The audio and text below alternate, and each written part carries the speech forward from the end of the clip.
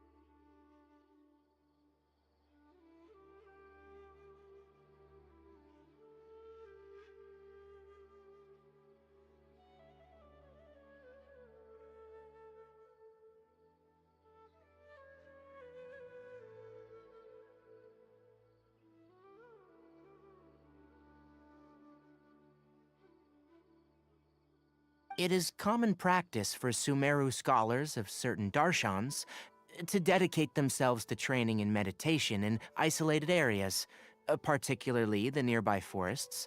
While meditating, they use a certain incense known as spirit borneal to help calm their minds as they enter a state of deep rumination.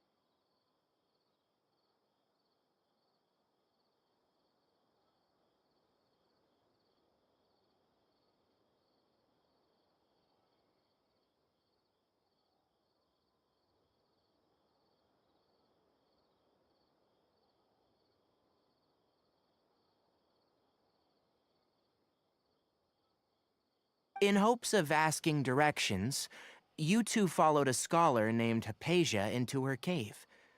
The incense you smelled inside was the spirit borneal I just mentioned.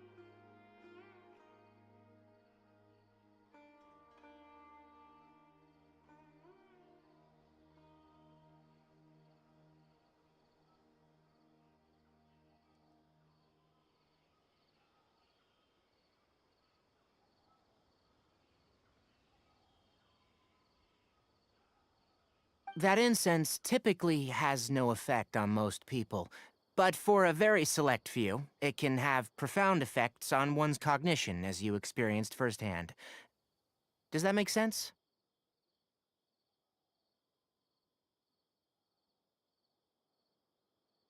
Very good. Now, answer me this. Did you feel anything after passing out? Say, any out-of-body experiences, or did you see anything while unconscious?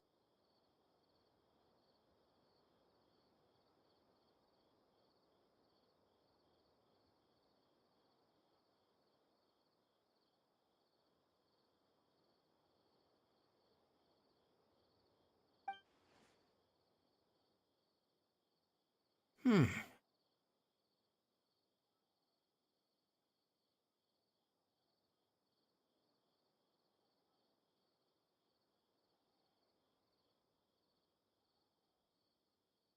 Kale, let the others know to stop bringing their patrol logs here for now. Huh? Why? Because these two will be staying here for the next few days.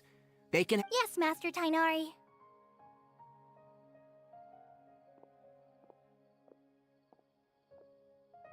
Wait, hold on a second. Can you tell us what's going on? Sure, let me fill you in. I originally planned to send you on your way once you finished your medicine. However, it appears now that you should stay a while longer in Gandharvaville for further observation while you recuperate. Further observation? No need to be hasty.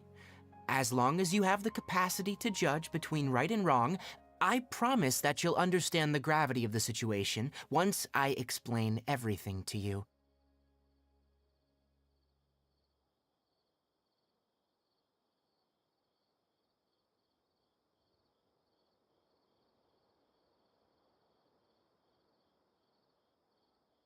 Based on what you saw after smelling the incense and losing consciousness, we can conclude that you experienced a powerful hallucination, which suggests your mental state is not in the best of shape.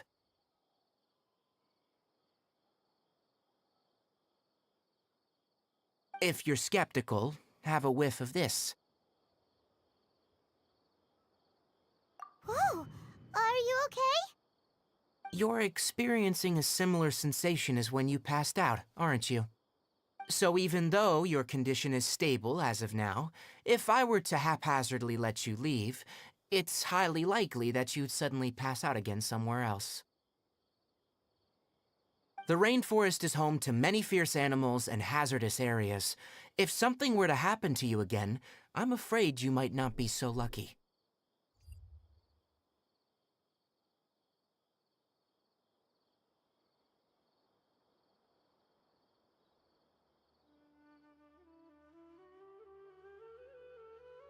For now, I suggest you continue taking your medicine each day and avoid wandering off on your own, at least until you stop having adverse reactions to this kind of smell. Okay? Good. Now, continue resting while I fire up another bowl of medicine for you. Seriously? We just arrived in Sumeru and we're already having problems left and right! Paimon knows we're set on meeting Lesser Lord Kusanali as soon as possible, but you really don't look too good. It'd probably be best to let you recover first.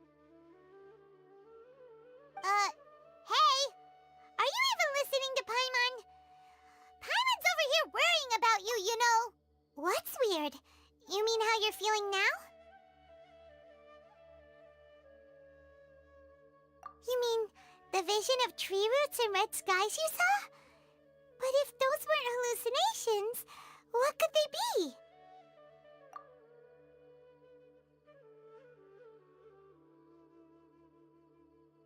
Well, considering how unique you are, Paimon trusts your judgment here.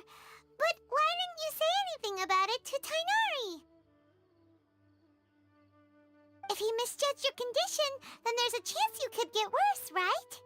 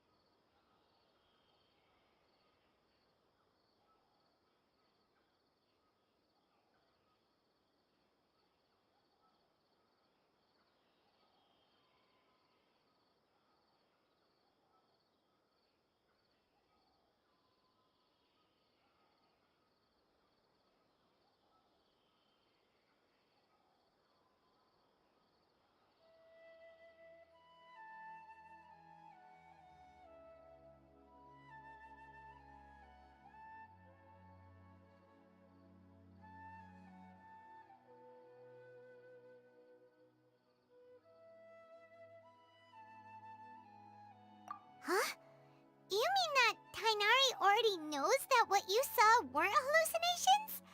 But if that's the case, why would he try to... Oh, Paimon gets it now. That explains why you were so quiet earlier.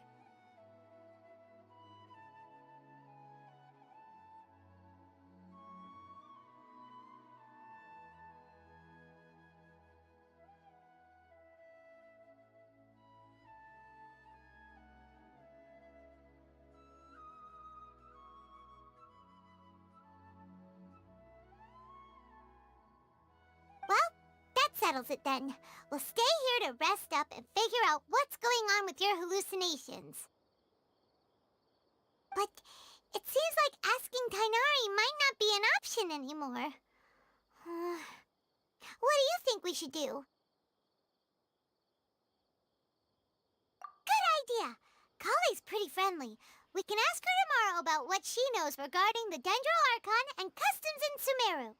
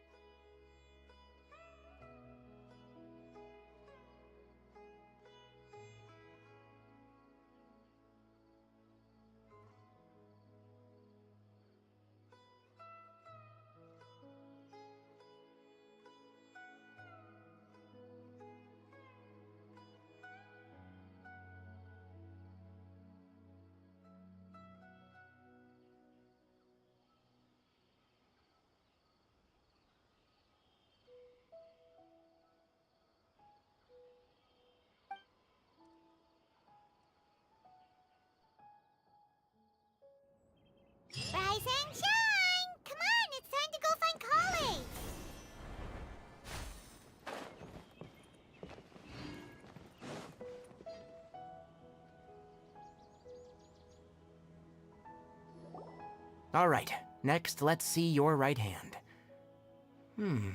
Not bad.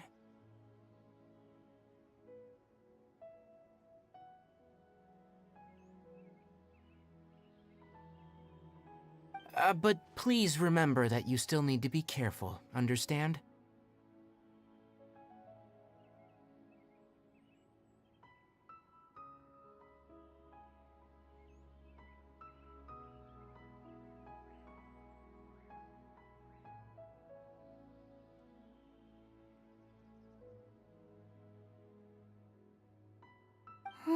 Yes, I will. By the way, Master, I still haven't received the patrol route for today.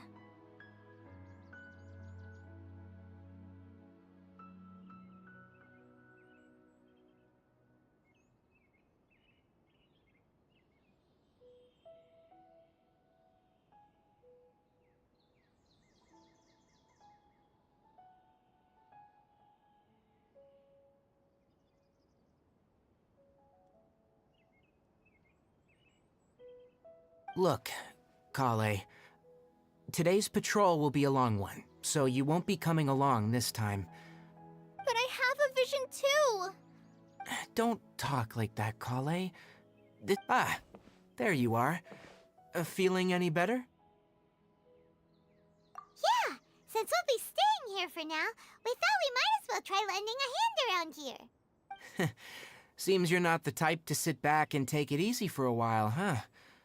In that case, perhaps Kale could take you two for a patrol south of Gandharvaville for the day.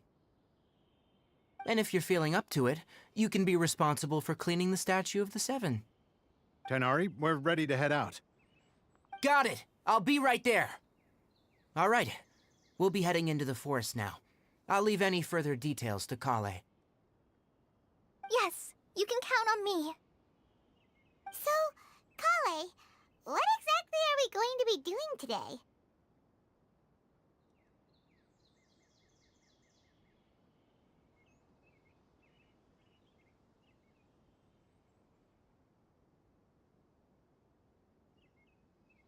Tighnari mentioned cleaning the statue just now, but, that doesn't really sound like the job for a ranger.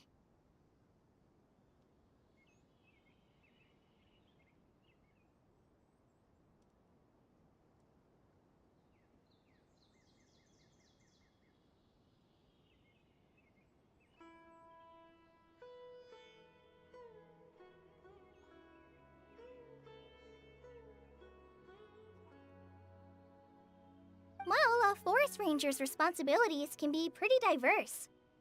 They handle a variety of tasks, like checking the condition of outlying roads, maintaining forest facilities, ensuring fire prevention standards are met, and providing assistance to travelers and locals.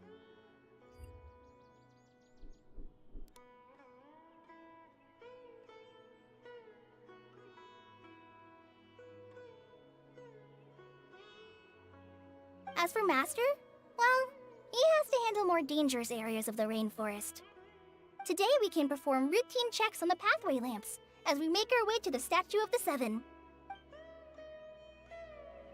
Paimon, Traveler, this way! You can leave the task of checking the lamps to me. In the meantime, you two can keep an eye out for anything unusual.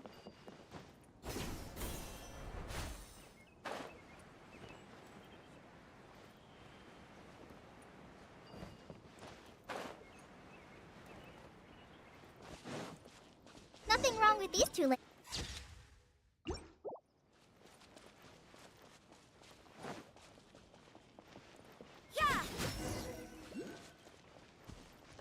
Oh, this lamp seems to be... no problems with this lamp. Good.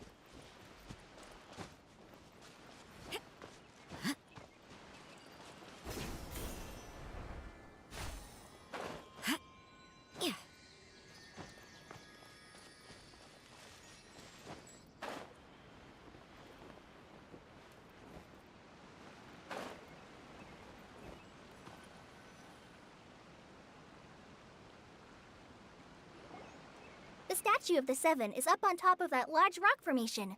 You must have seen it when you came down this road before.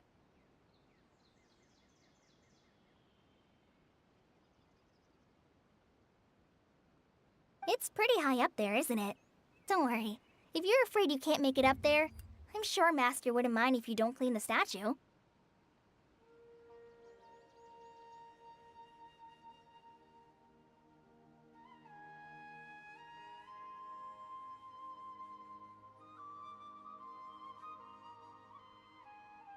Oh? I guess I'll leave it up to you then. There's not much footing once you reach the statue, so be careful up there.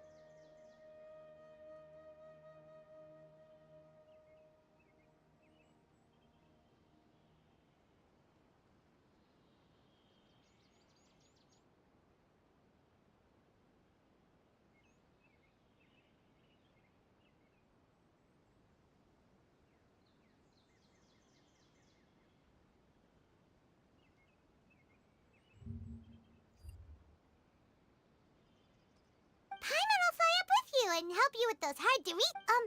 By the way, Kale, do you know anything about the Dendro Archon? You know, what's she like? That depends. Are you referring to Greater Lord Rukkhadevata or Lesser Lord Kusanali? Huh? Greater Lord Rukkhadevata? Oh, is that the name of the former Dendro Archon? Uh-huh. Greater Lord Rukkhadevata was Sumeru's first Dendro Archon. She created the rainforest as well as the wall of Samiel around the desert. Her works provided a means of peaceful living for everyone. To the people of Sumeru, she's not only a symbol of wisdom, but also of power and kindness. Unfortunately, she disappeared in a great calamity that occurred a few hundred years ago. According to what Master has told me, the sages later found the newly born Dendro Archon and whisked her back to Sumeru.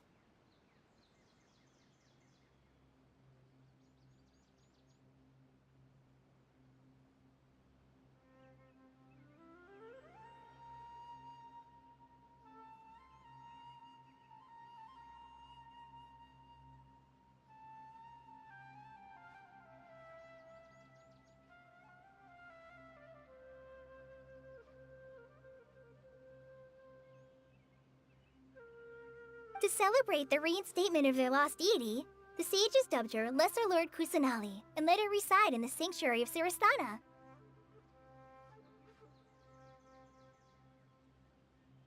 Uh-huh. Then what happened? Well, and then... I'm not too sure what happened, to be honest. Huh? You're not too sure? But aren't you from Sumeru? Yeah, I'm from Sumeru. But... Maybe it's difficult to discuss this topic with strangers. If that's the case, then don't worry, we understand. No, it's not that.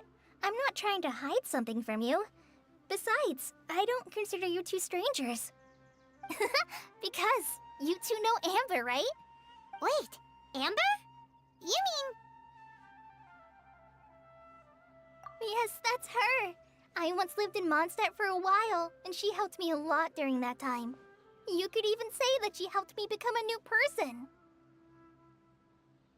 There's no one like Amber.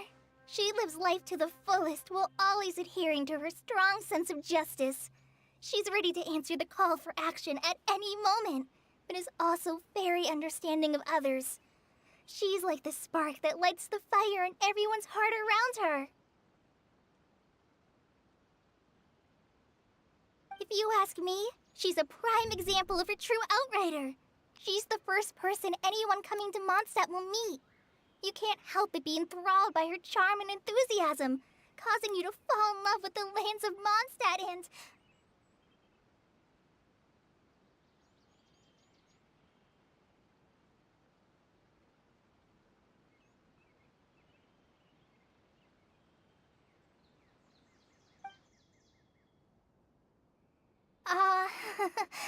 Sorry. Paimon thought the work of Outriders was a little different from what you just described, but one thing's for sure. You really like Amber. Sorry. I was rambling on just now. It must have sounded kind of weird. It's all right, Kale. Knowing that you're a friend of Amber somehow makes Paimon suddenly feel a lot closer to you. So, how do you know that we've met Amber? Well, after I returned to Sumeru, Amber and I have stayed in touch by writing each other letters. In one letter, she mentioned that Mondstadt was attacked by a fearsome dragon, but the city was saved by a mysterious blonde traveler and their floating companion. I knew you two were the ones she mentioned in the letter the moment I saw you. But, considering everything you've been through that day, I thought it'd be inappropriate to bring it up.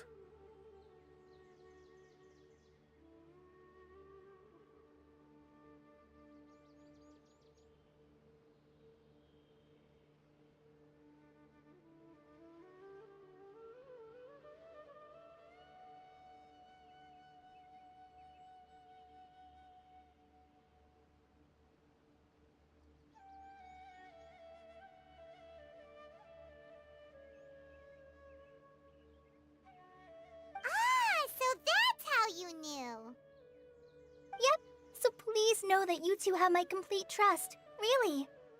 I wish I could tell you more about the Dendroarchon, but I have been away from Sumeru for some time, and I haven't read any books. Sorry. That's all right. You've already helped us a lot. We had never even heard of Greater Lord Rukkhadevata or the Sanctuary of Surasthana until you mentioned them.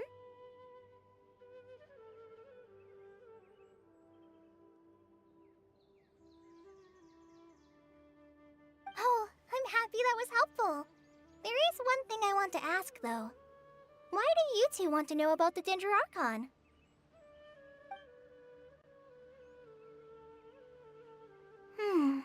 So that's why you're here. Thank you for telling me your story.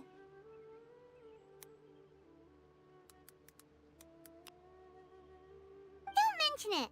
We are friends after all, right? All right, we have a statue to clean. You both have my thanks.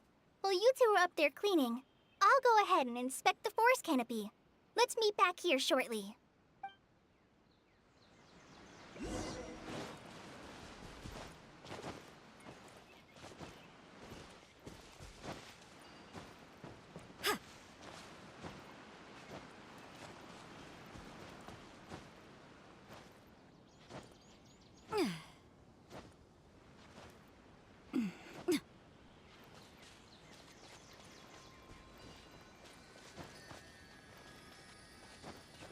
I'll protect us. Huh. Now that Paimon looks at it, the deity that's carved on the statue is kinda small. Do you think she's supposed to be Greater Lord Rukkhadevata or Lesser Lord Kusanali? The name does seem to fit the statue somehow. Well, anyway, we'll have to figure that out later.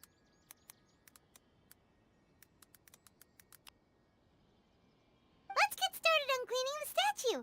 Paimon will fly up and take care of the topic.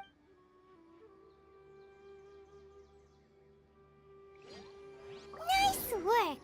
That's one clean statue. Let's head down and meet up with Kale.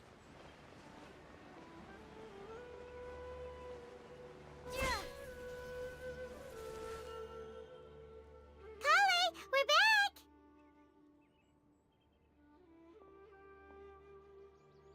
Welcome back! You must be tired after all that climbing. Let's take a little break. I brought some fruit and water for us.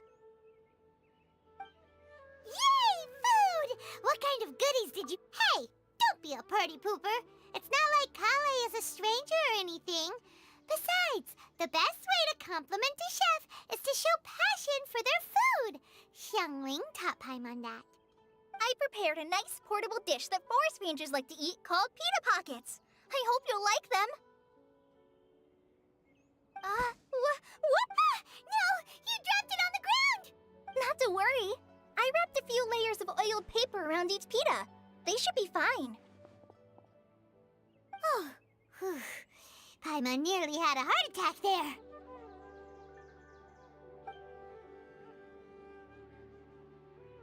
Those pitas are amazing! You're quite the cook, Kale. Thank goodness you wrapped them in paper. Paimon wouldn't have been able to sleep at night knowing something so... You really know how to compliment the chef, Paimon.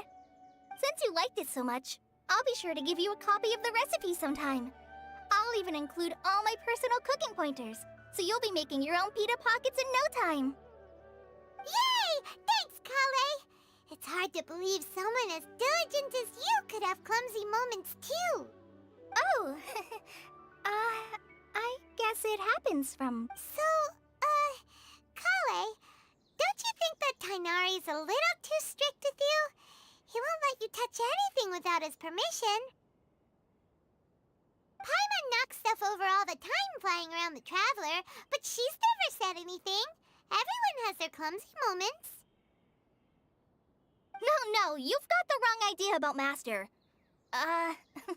Sure, he may seem a bit harsh at first, but with some time, you'll see that he's actually very kind-hearted.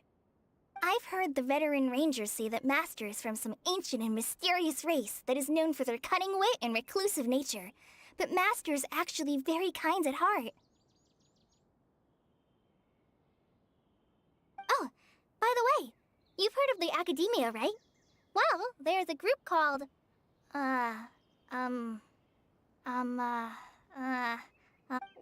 anyway, because Master does a lot of research on plants, sages from the Academia have written him many times, inviting him to take up an official position there.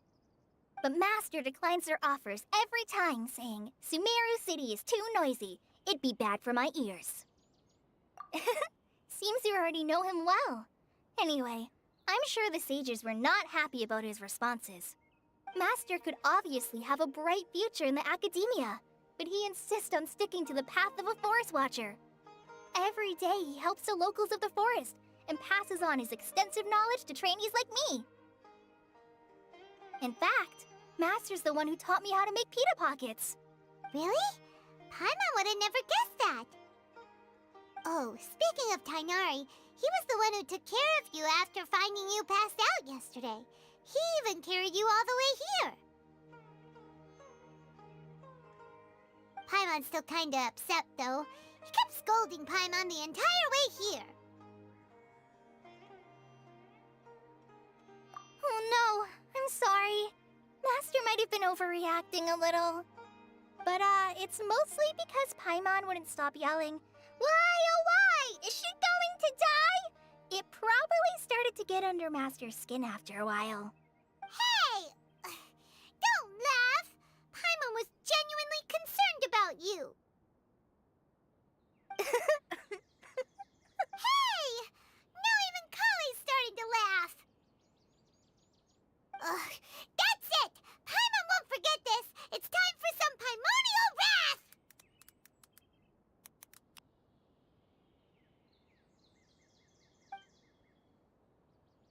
No! Don't touch me!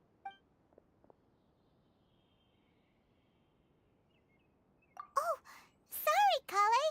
Paimon didn't mean to scare you. No, I just... Kale, are you okay? What's the matter? No, I'm fine. I'm sorry. I must have startled you both reacting like that. Oh, well, it's getting late now. Let's hurry back to Gandharville. I think Master and the others should be back by now, too.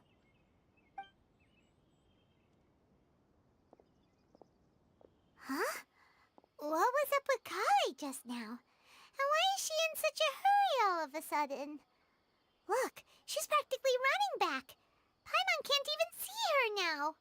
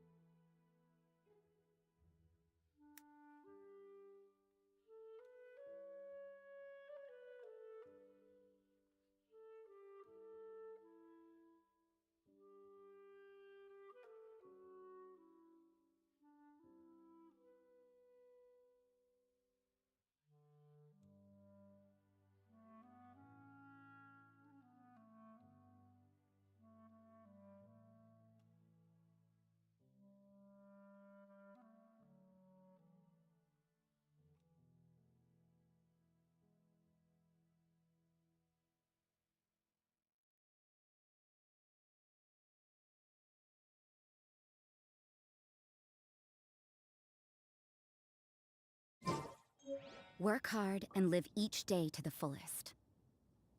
That is what life in Mondstadt is all about, isn't it?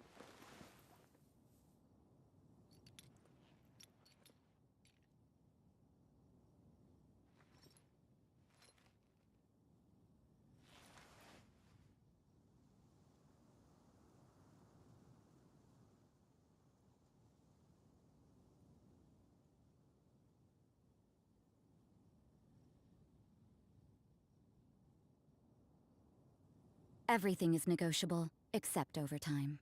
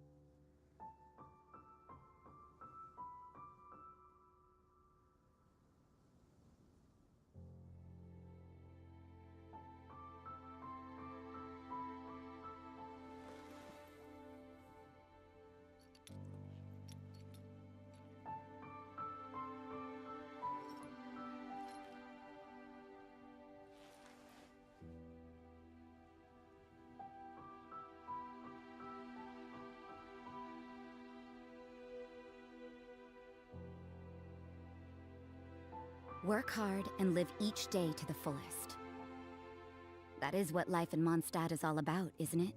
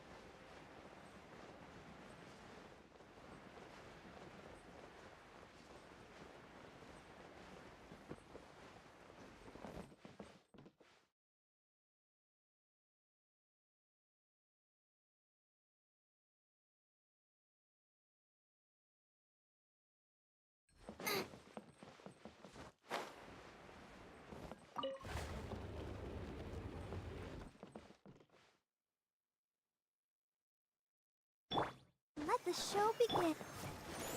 Shiver!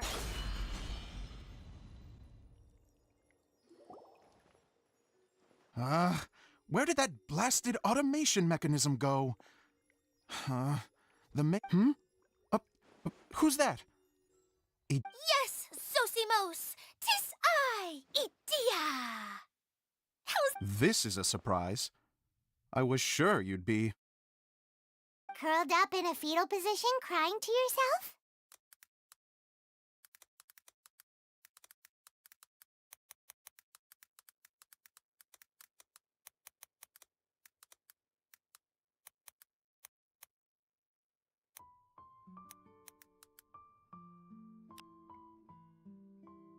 Wow, what a fascinating little creature. Did you just read my mind?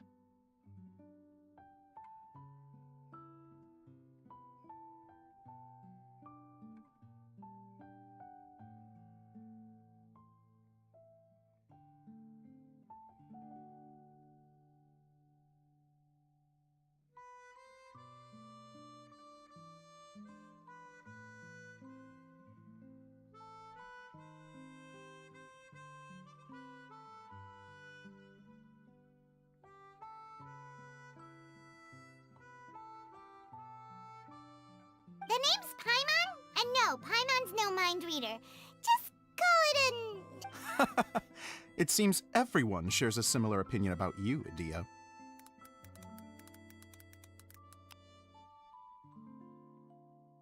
I knew from the start that a managerial role wasn't for me. But I found my true calling now. As a mascot! Mascot? Is that a new role? Okay, enough about me. I'm just here to introduce you to some new friends of mine. And that's why we came to see you. Well, do you have the component that fell out of the central hub?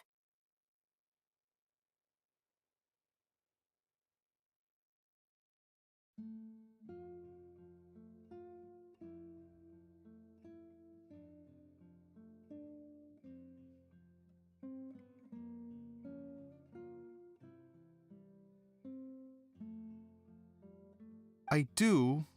I'm afraid the incident has caused many malfunctions with the stage mechanisms, and I can no longer put on any performances.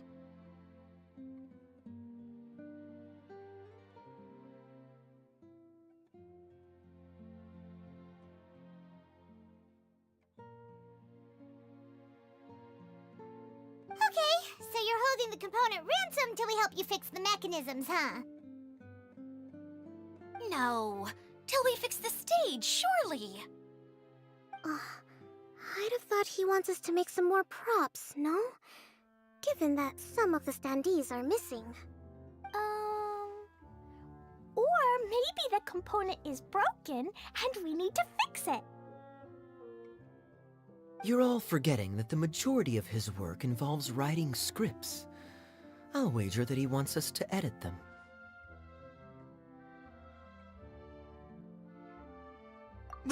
What has gotten into you all? What sort of person do you take me for, The component is safe and sound. I can give it to you now if you'd like. Although I was hoping that maybe you might be willing to help rescue my show? You're a big group. I have lots of roles to fill. It would really speed up the casting.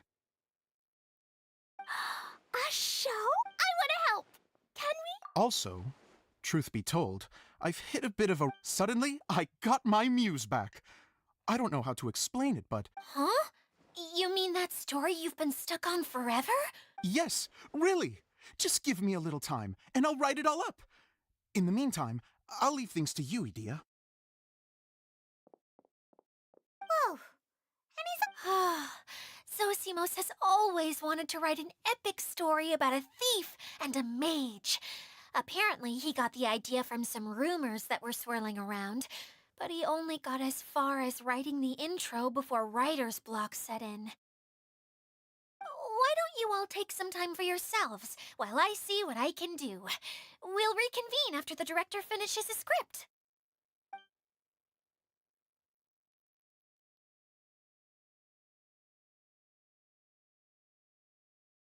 A director, my friends, is a storyteller. And the key ingredient to every good story is inspiration. The moment I laid eyes on General Sangonomiya, inspiration hit me for a brand new character. The heroine was the missing piece of the puzzle. The rest of the story flowed naturally from there, and now it's finished. So please, take a look through your scripts, and we will tell this story together.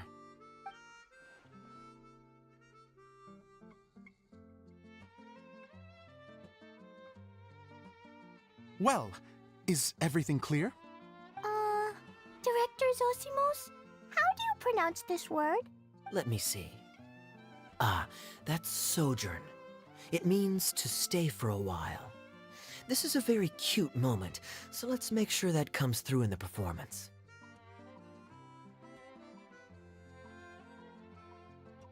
Oh, wait. There's another word I don't know here. It's okay, Klee. We can go through your lines together a few more times after this meeting's over. That would be most appreciated, Kaya. I had a feeling about you, actually. You seem to know a thing or two about character acting. Tell me, have you acted before?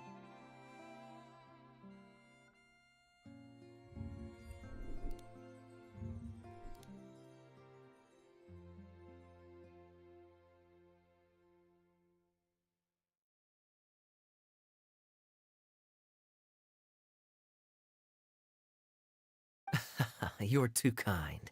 It's all in the script, really. It just rolls off the tongue.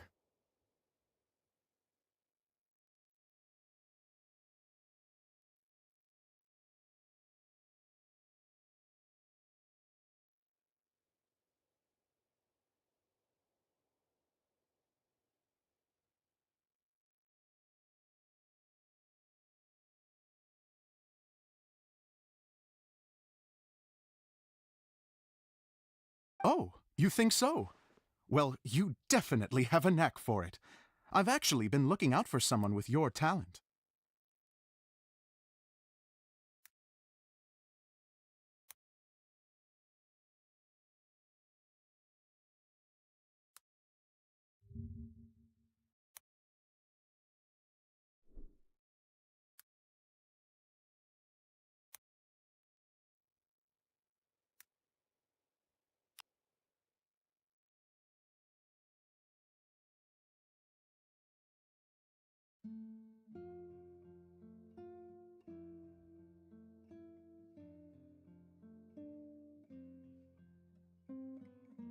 If I make it as a big-time director, then I can see us working together for the long term.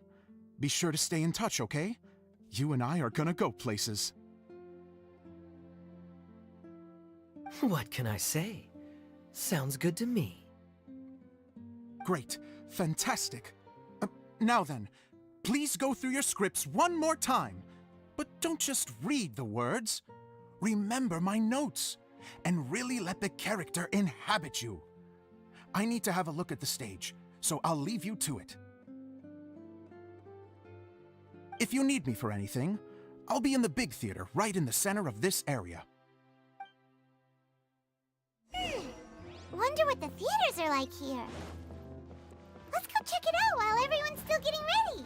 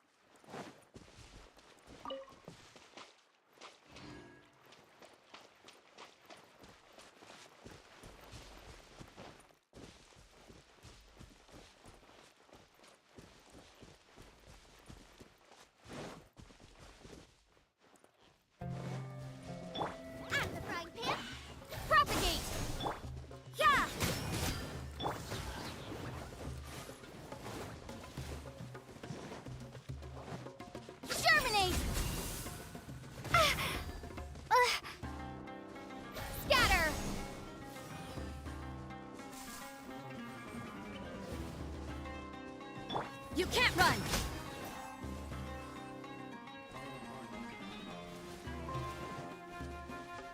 Judgment! I'll protect us. Yeah!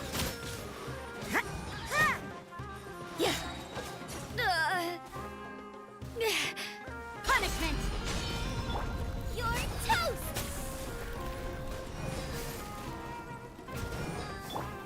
Ha! You can't run! Yeah!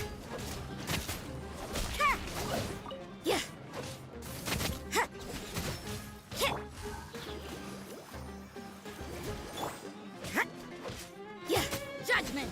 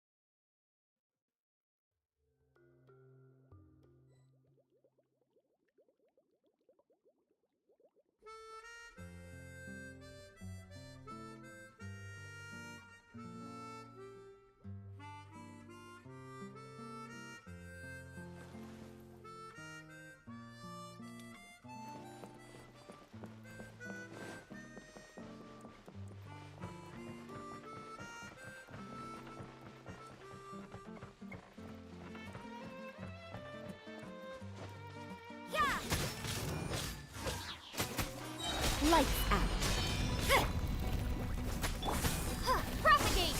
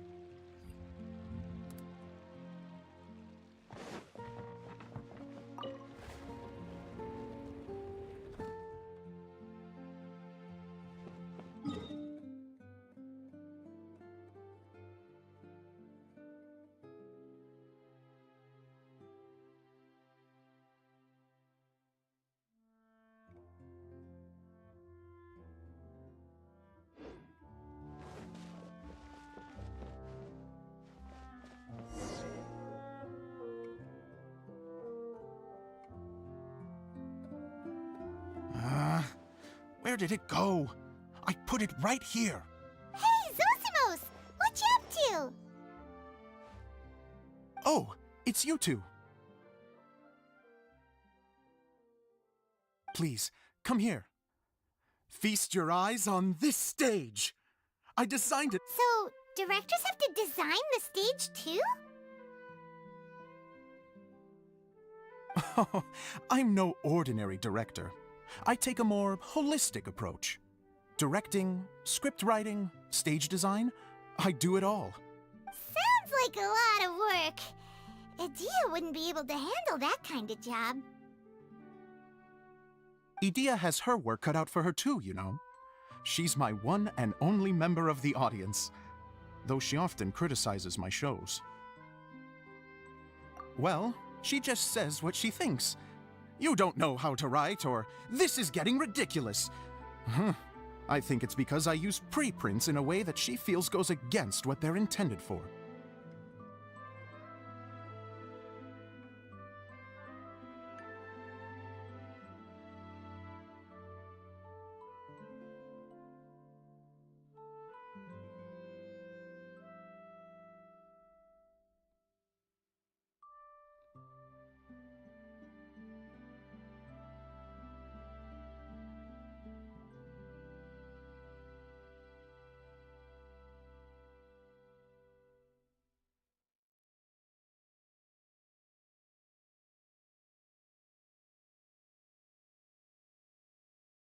But even though she's my harshest critic, she's also been my biggest supporter in a lot of ways.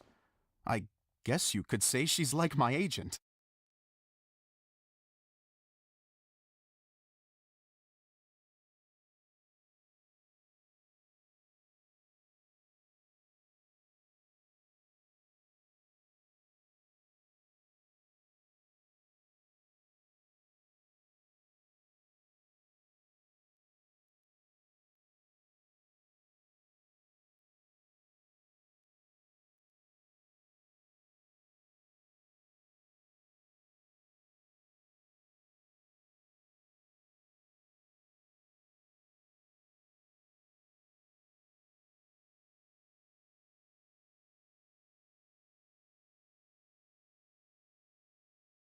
I'm very grateful to her.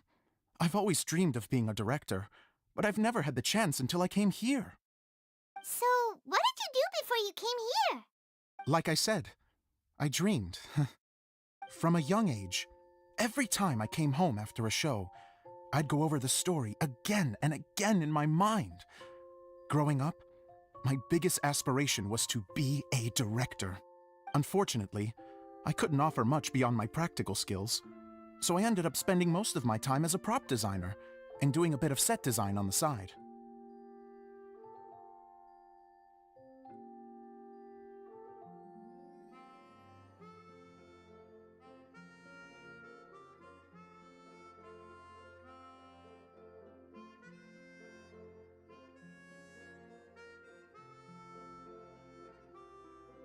Don't get me wrong, I do love building the set, but nothing satisfies me more than putting on my very own show. No wonder you only wrote director on the sign.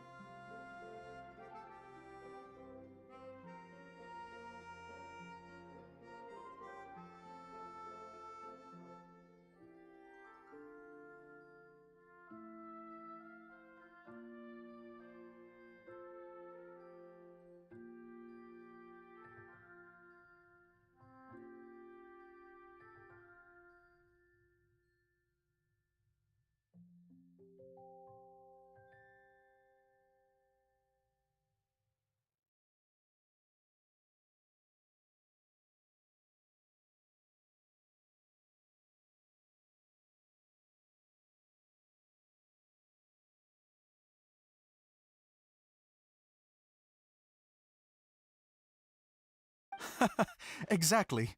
You're not doing a great job of convincing me that you're not a mind reader.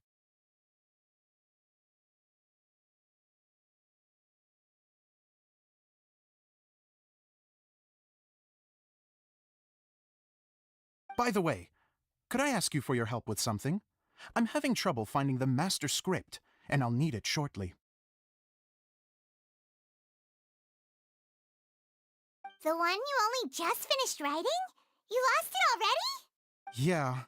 After I handed everyone their copies, I held on to my master copy while I was checking on everything around the theater. I must have dropped it somewhere.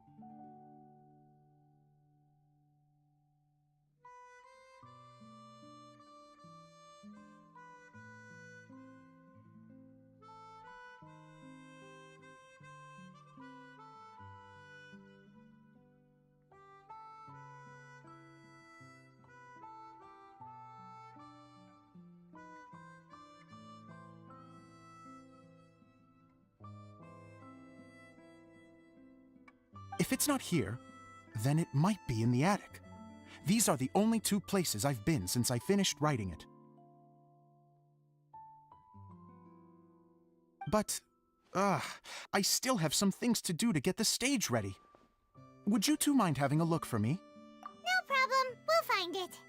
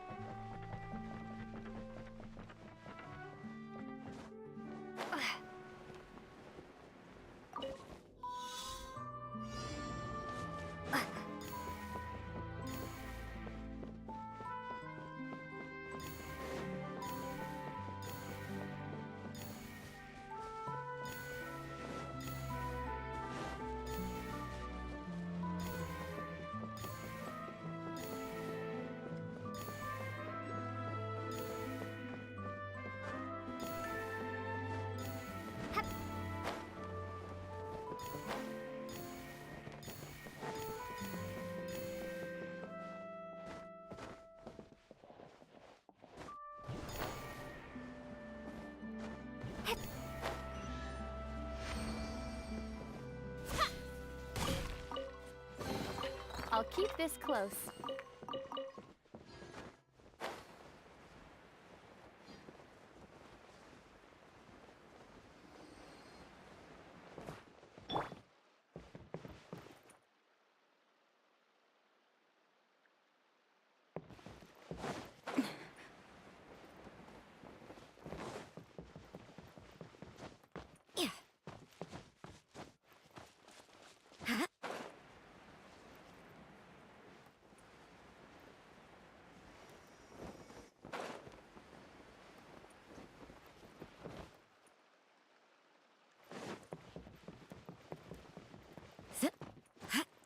Huh?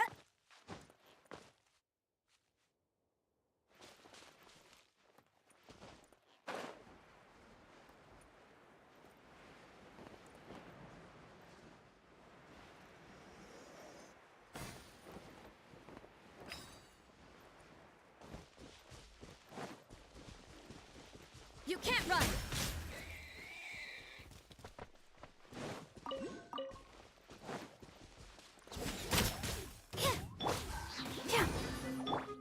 Boba, get them!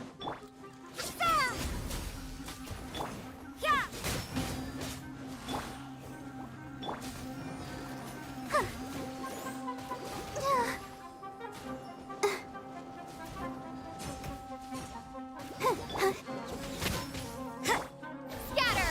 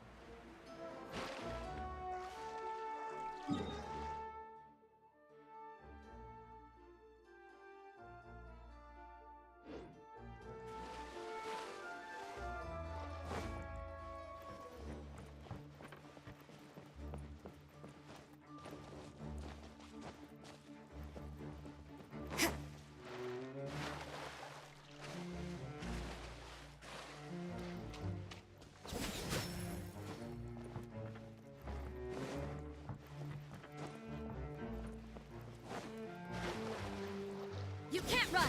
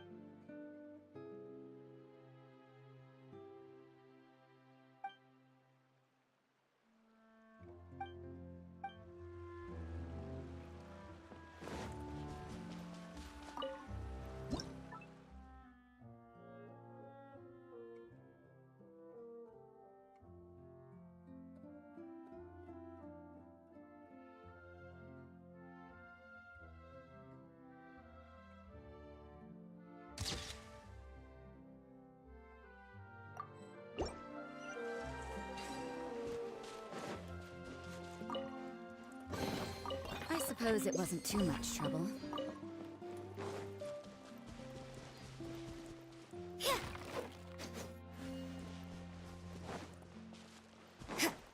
Judgment! Nice and spicy. Propagate! Yeah!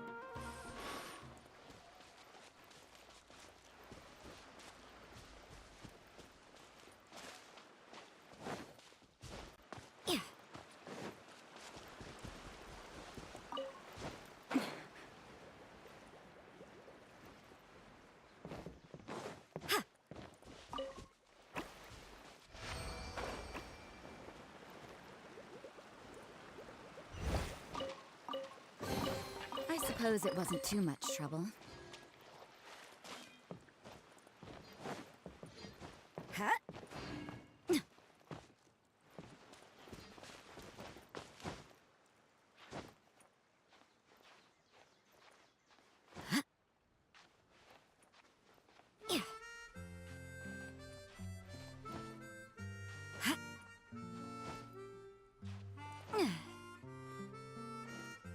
At least no more work.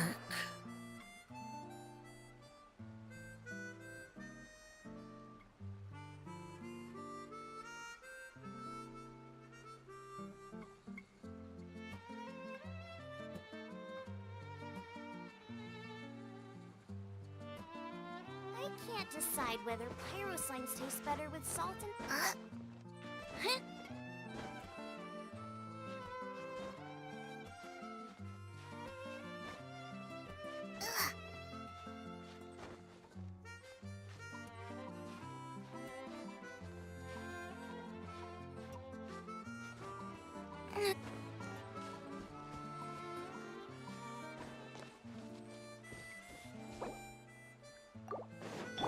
I'll protect us.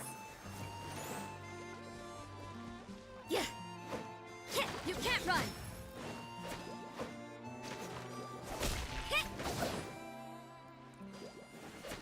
Ha! Yeah.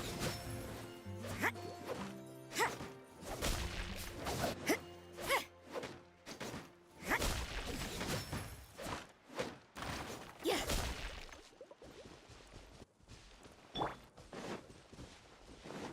Nice and spicy.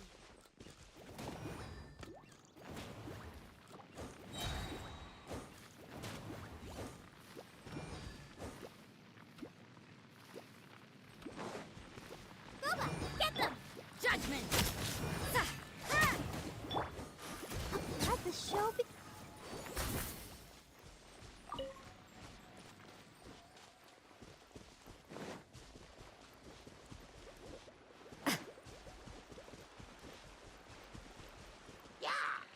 You can't run.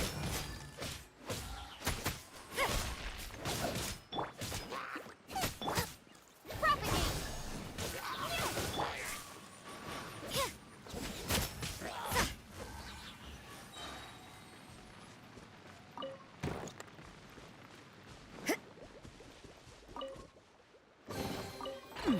There are a few interesting trinkets here. Booba, get them. Scatter.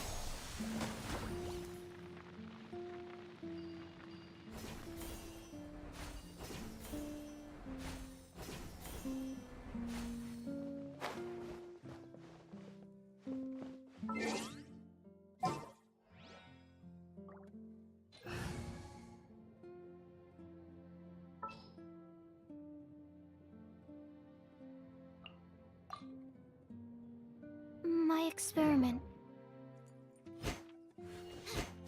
Absorption test.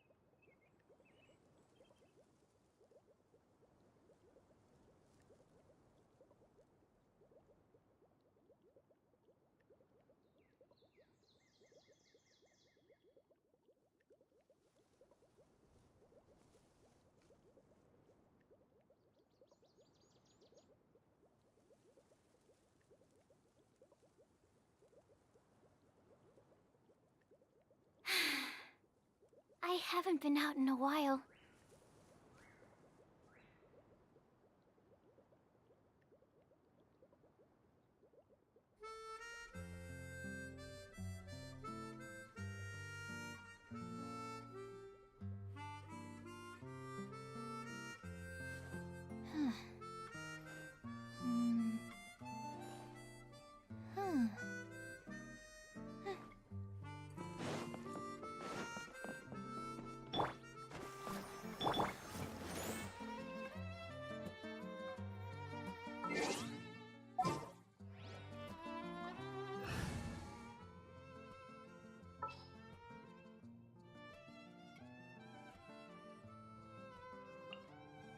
There's still a long road ahead.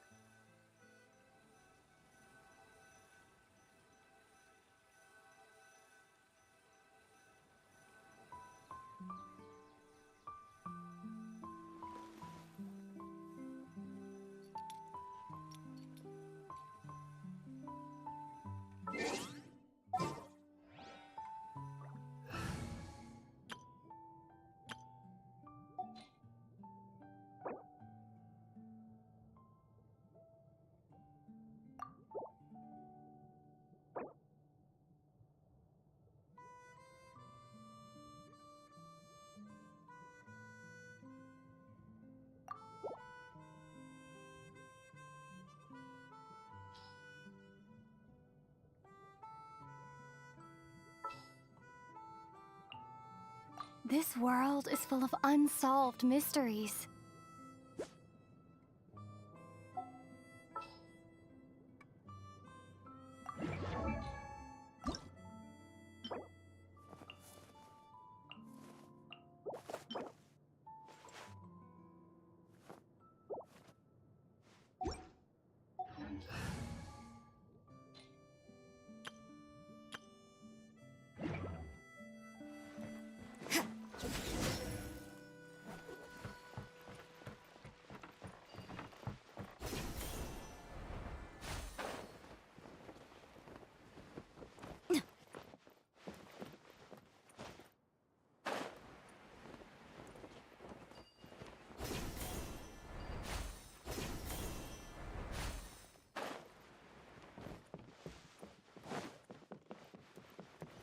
I'll protect us.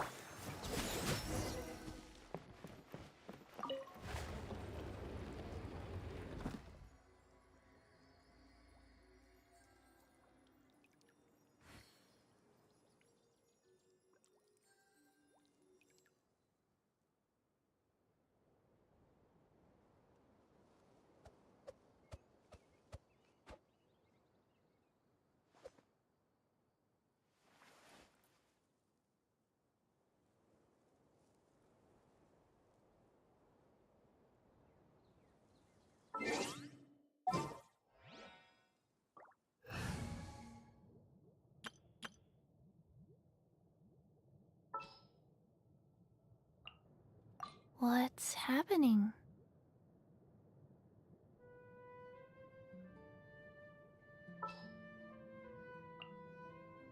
I will protect you.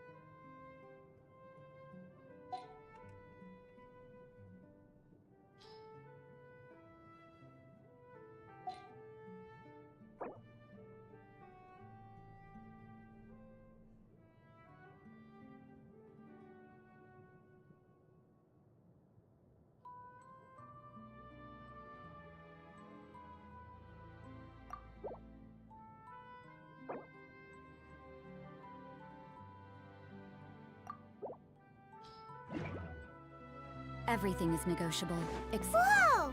Look at all these books! Now, where's the master script?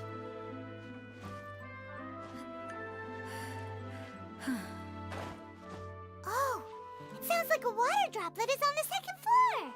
Let's go have a look!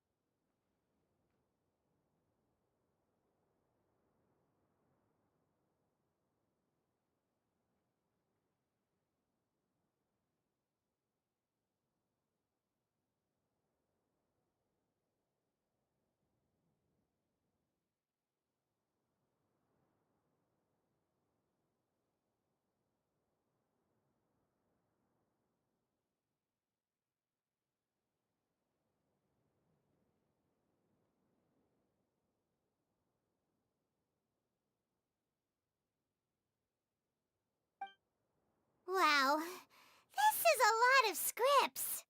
Looks like the water droplet has been managing them for the director.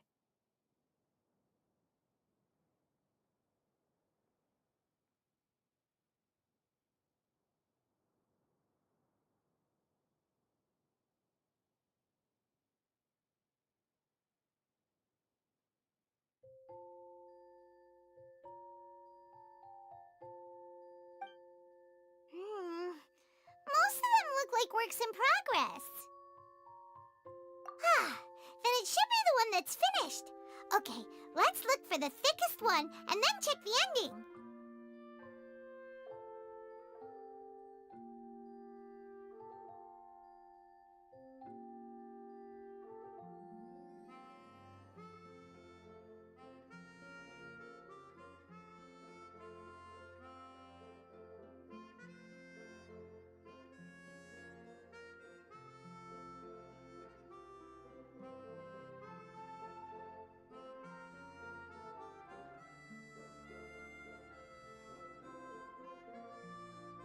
This is the only script that fits the bill.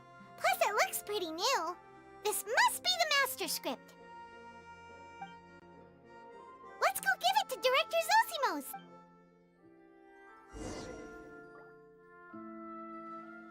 Zosimos, we got your script!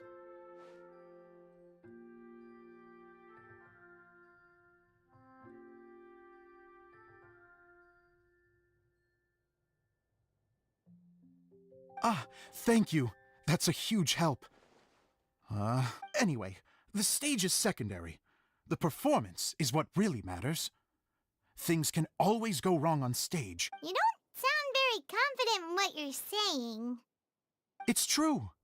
I realize now that a show is the art of the unknown. Even if you have the same actors performing on the same stage, the performance will be slightly different every time.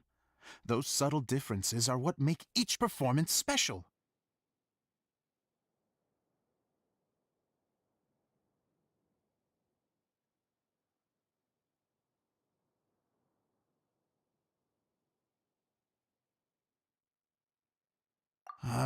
Okay. One last request. Traveler, you can enter the preprints, yes? The truth is that my sets are composed entirely of preprints. First, I use materials to make the objects. Then I take those objects and turn them into the preprint. Now, of course, preprints are really meant for making objects to furnish the domain. So using objects to create preprints is, strictly speaking, the reverse of what this is intended for.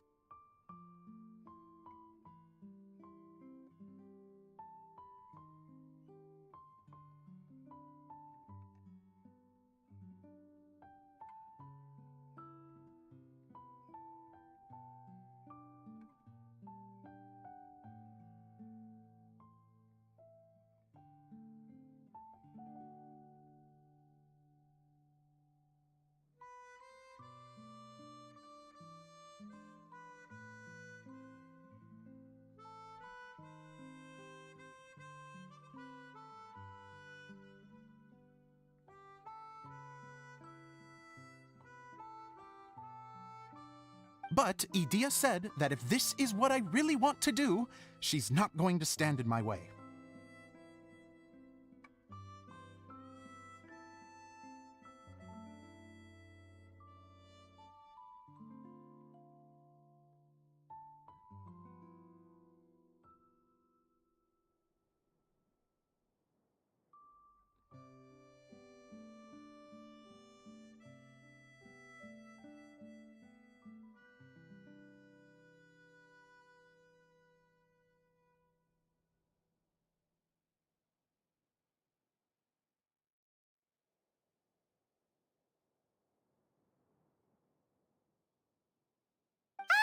So that's what you meant earlier. Okay, well, what do you need us to do?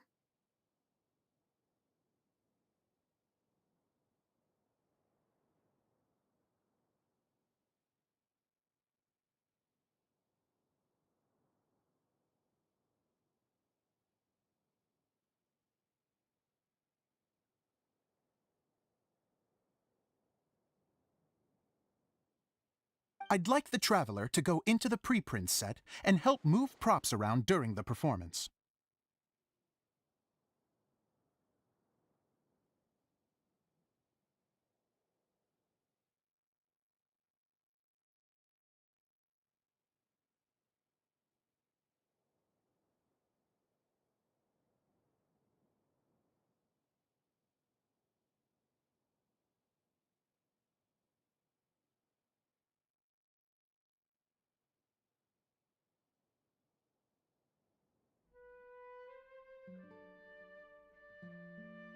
The reason is, Oh, Paimon gets it now. If you're busy directing, moving the props, and operating all the mechanisms, you never get the chance to watch the show.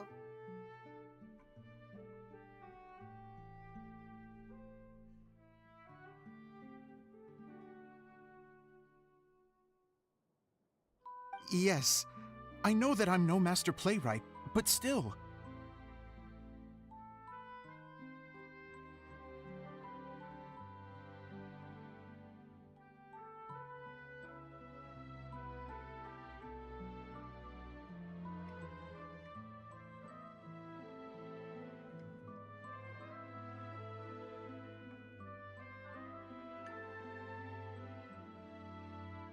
Even if it really is a half-baked script, with shoddy writing and moments of sheer ridiculousness, I'd still like to see it for myself.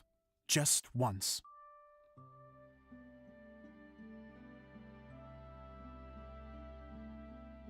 Hard to turn a guy down after a speech like that. Thank you. Genuinely, I'm so grateful.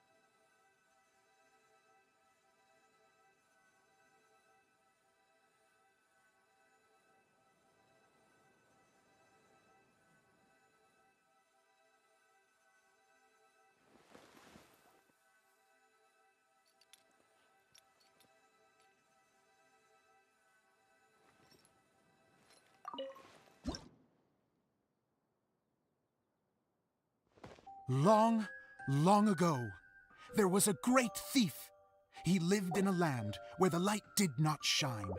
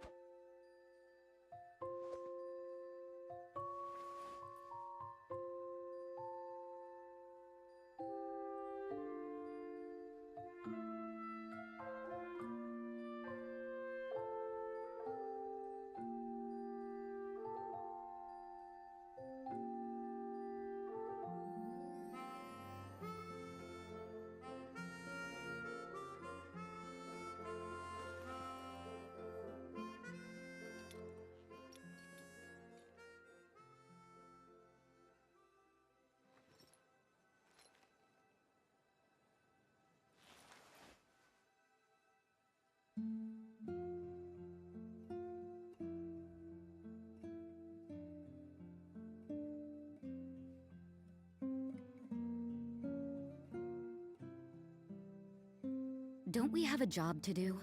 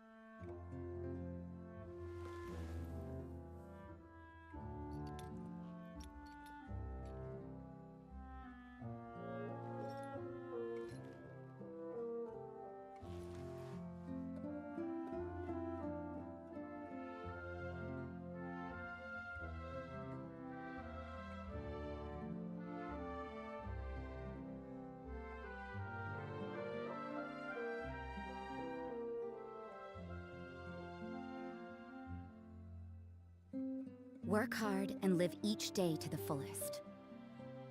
That is what life in Mondstadt is all about, isn't it?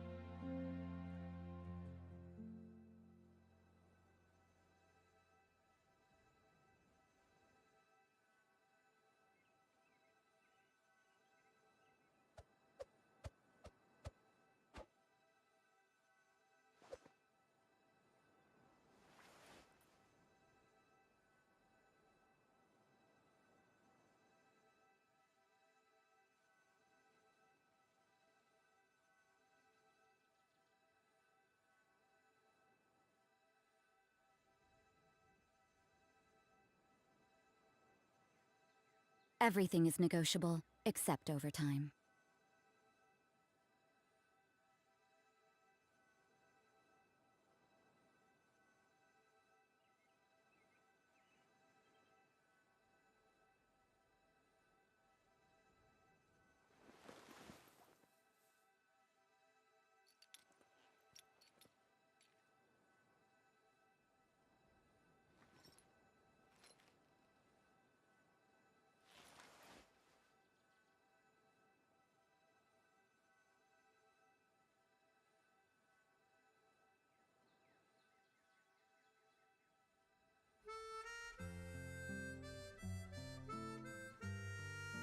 Work hard and live each day to the fullest.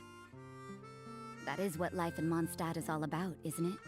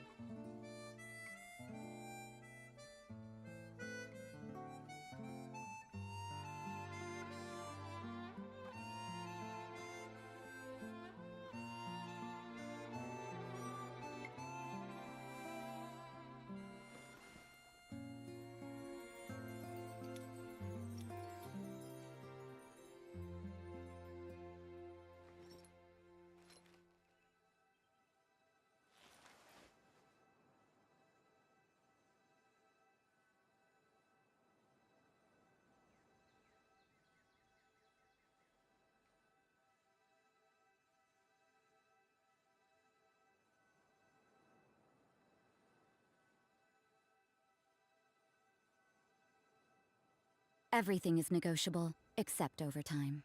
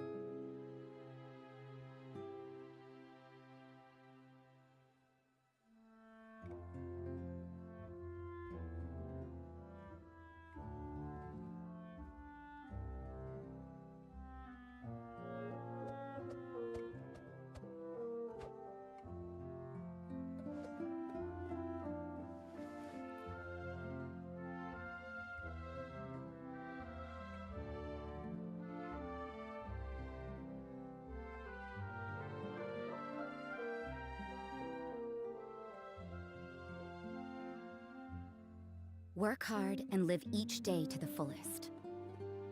That is what life in Mondstadt is all about, isn't it?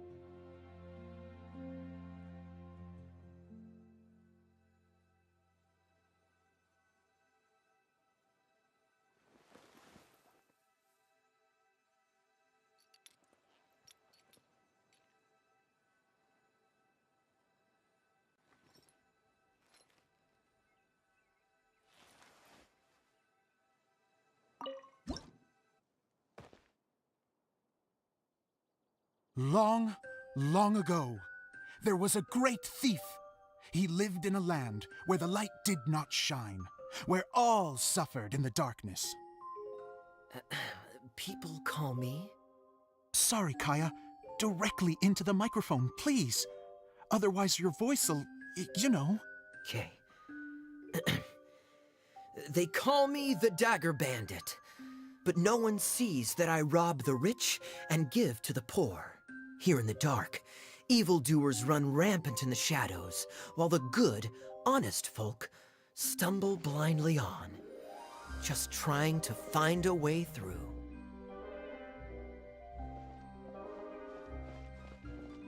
As the bandit brooded, suddenly the world was inexplicably changed as a single star appeared on the horizon and flew across the sky.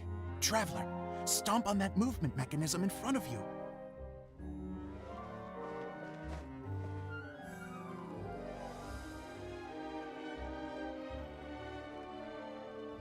Light. A brief flash, yet enough to illuminate the world. If I can find the source of that light, I can shine it into the darkness, and the people will suffer in blindness no longer.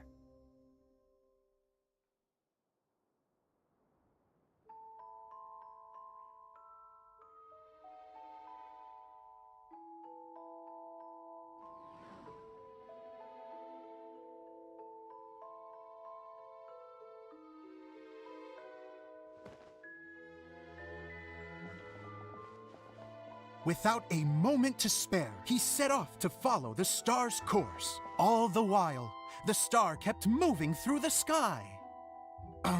Traveler, the star kept moving through the sky.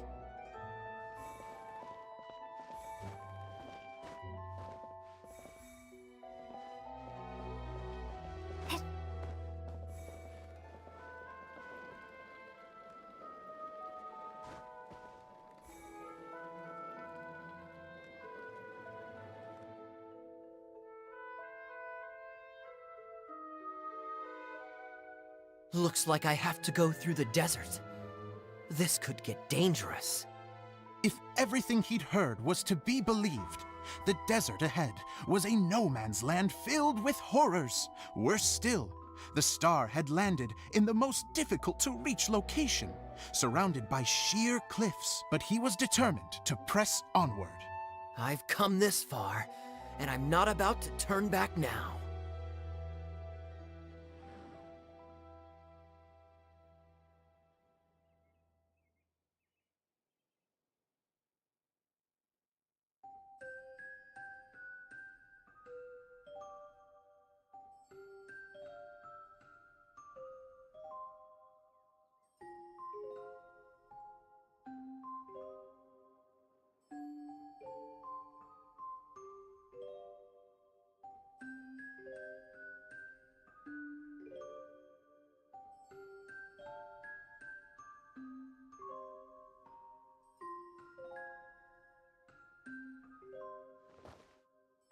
The Dagger Bandit trekked deep into the desert wasteland. Yet when he finally arrived at his destination, he found not a fallen star, but a young girl, dressed in white. How strange. I'm positive this is where the star landed. Young lady, do you know where the light has gone? The girl replied, Traveler from afar, the light you seek is only a bottled flame. But the flame has now died, and its light is long gone. A bottled flame? Yes, it was a gift from another And so, the girl began to tell the story of how the bottle came into her possession. The girl hailed from a kingdom that sat atop the waterfalls. But when the reigning dynasty fell and a new one seized power, she and her people fled for their lives. A thick fog began to fill the air as she made her way through the forest, and dense thickets tried to block her path. There is a mechanism down there that you can press to retract the thicket board below the stage.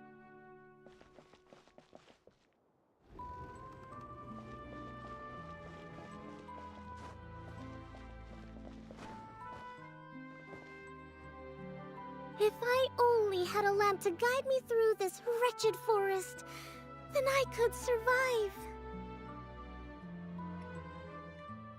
With scratches covering her arms and legs, the girl pressed through the pain and made her way forward. The road ahead was arduous, but she was determined to press onward. I've come this far, and I'm not about to turn back now.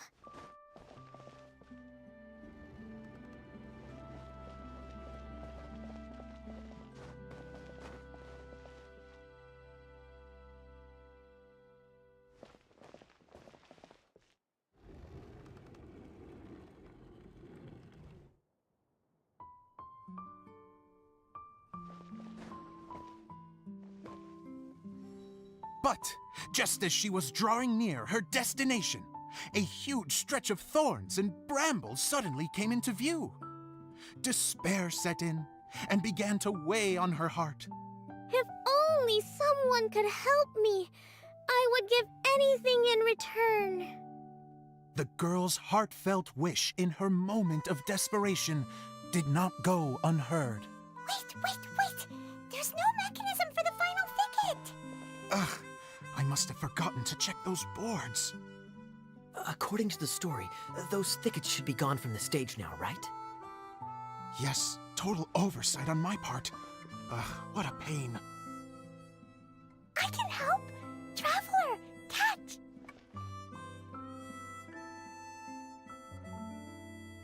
Ah, it's a Jumpy Dumpty!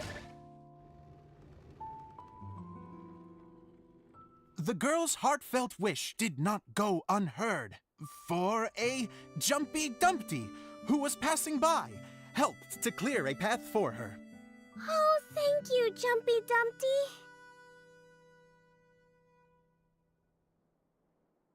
And so the girl continued her journey deeper into the forest.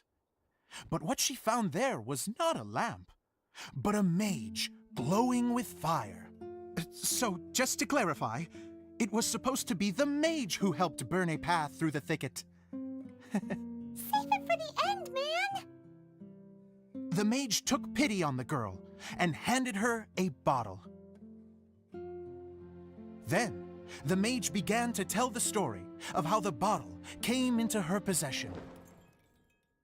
The fiery mage had an adventurous spirit and enjoyed taking long journeys. On one such journey, while taking rest in an oasis, she found a beautiful bottle by a crescent-shaped lake.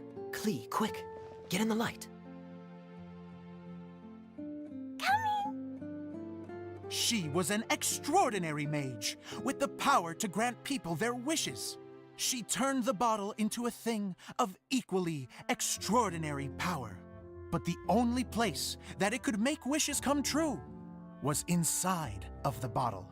Oh me! Oh my! Look at this wonderful bottle of mine! It could make a fine toy! But better still, a sojourner's home! The fiery mage blew into the bottle, allowing it to grant one single wish outside its glass walls. Oh, am I supposed to blow into it? Wow, it lit up! A flame was kindled within the bottle, and it began to glow a fiery red, just like the mage herself.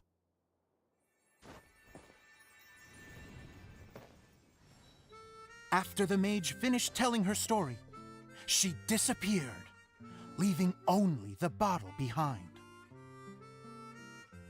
magic bottle that can grant wishes. And I wish to leave this place and go somewhere where no one will ever find me again. And then? The bottle seemed to softly inquire.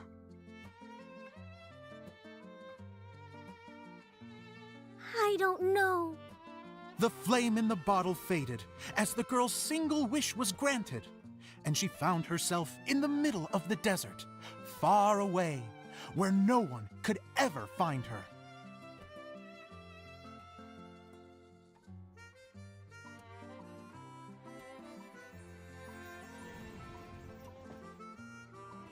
When the Dagger Bandit listened to her story, he sighed in disappointment that the flame with the power to grant wishes outside of the bottle had already died. But this doesn't make sense. If it truly granted my wish, then nobody should have been able to find me here. Maybe they shouldn't. The desert is difficult and dangerous to navigate, but I was determined to make it, no matter what. Then take this bottle with you for your trouble. It may be able to grant you your wish, though sadly, only within the confines of the bottle itself. All I wish for is light. Honoring the bandit's request, the girl wished for light inside the bottle, and sure enough, it lit up.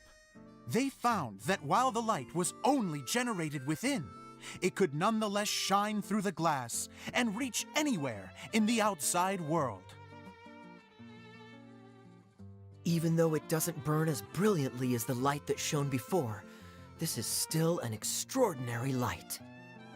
What will you do after I take the bottle? I don't know. Well, then maybe you should come back with me. With no reason to refuse, the girl accompanied the Dagger Bandit back to the land where the light did not shine. They brought light to that place, and the darkness was dispersed, and they lived happily ever after.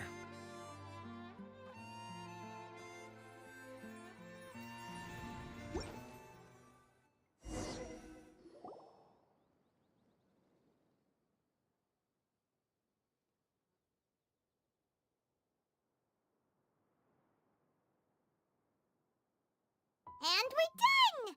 Seems the show went pretty well.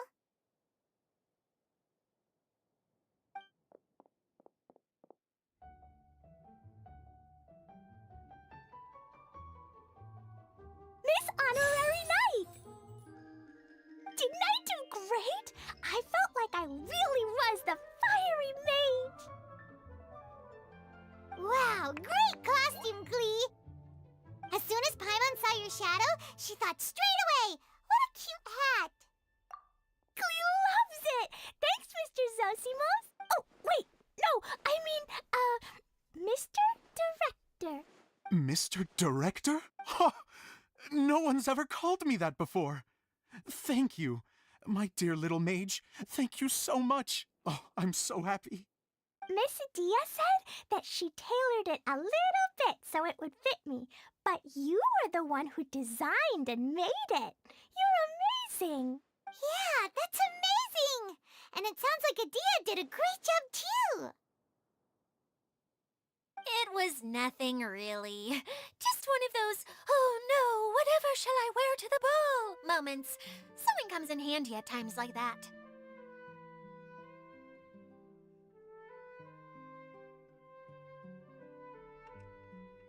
Sewing is an art in its own right. You're more talented than you give yourself credit for, Idia. Really? Oh, I'm just gonna go for a second. Please, chat amongst yourselves. She gets embarrassed so easily. She really can't handle being in the spotlight. Idia's a sensitive person and doesn't have a whole lot of self-confidence. I hope all the excitement hasn't brought her to tears. Oh, I'm a little Don't worry. I'll go make sure she's okay. I'll see you all later.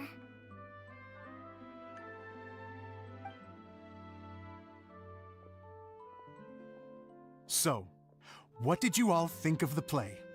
Any thoughts? time to get serious. Now, are you sure you want to hear what we really think?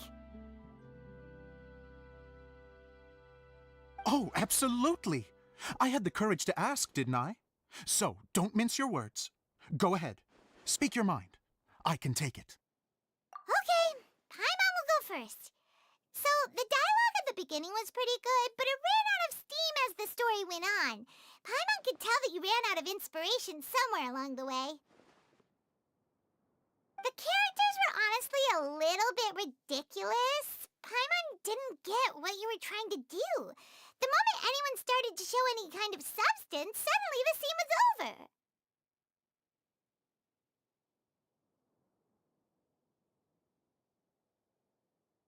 Yes, all very good points, Paimon.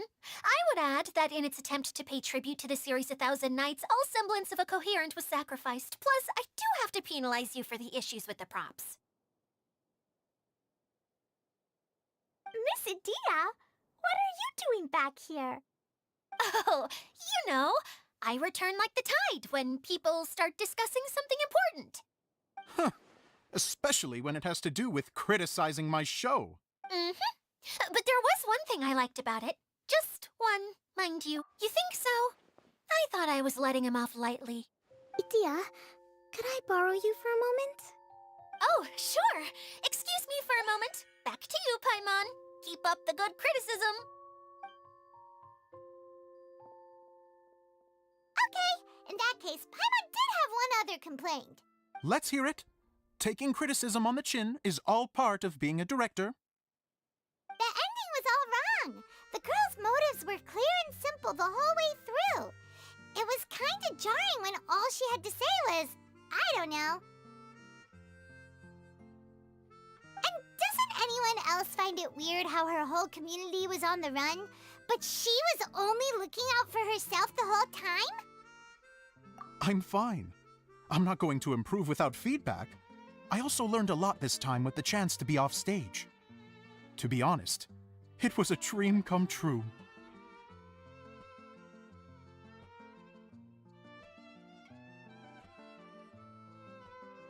What a great attitude!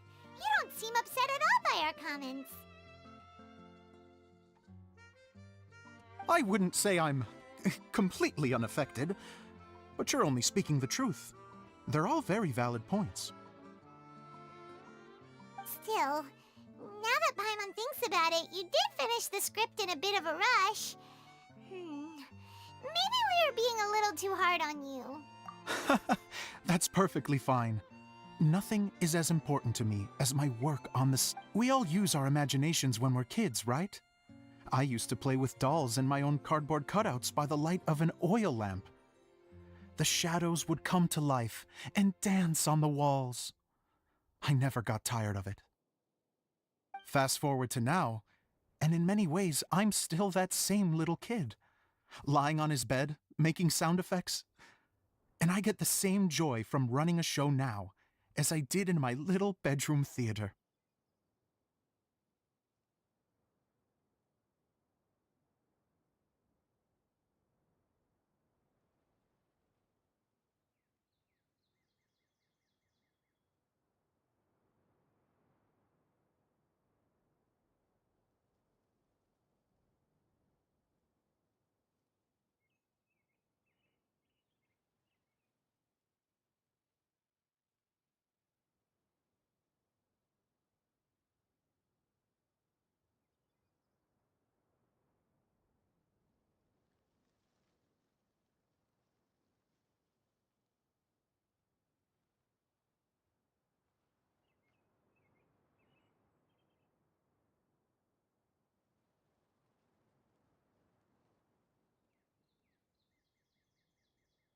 Of course, a director can accomplish nothing without a cast and crew. So on that note, I want you to all know that I am eternally grateful to each and every one of you.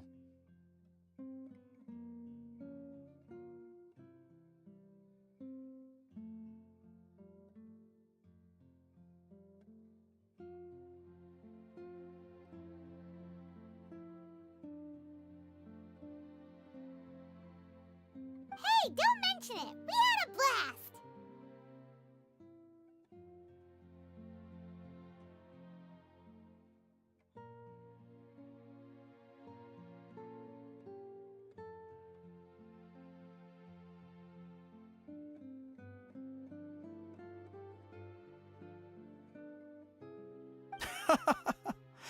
Okay, here, take this. Your component, as promised.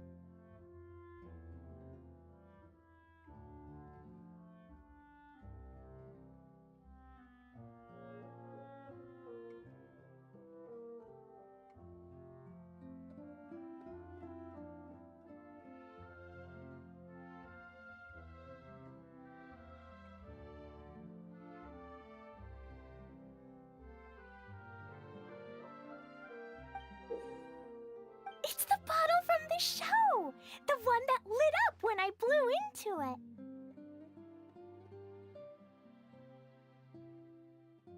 it. That's right. Can you guess the secret behind why it lights up? Oh, maybe there's an invisible fairy inside that opens its eyes when you blow into it.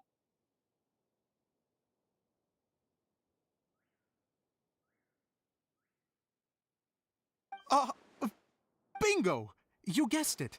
That should do the trick. Oh, wait, this needs tightening up a little. Hold on, this will only take a second.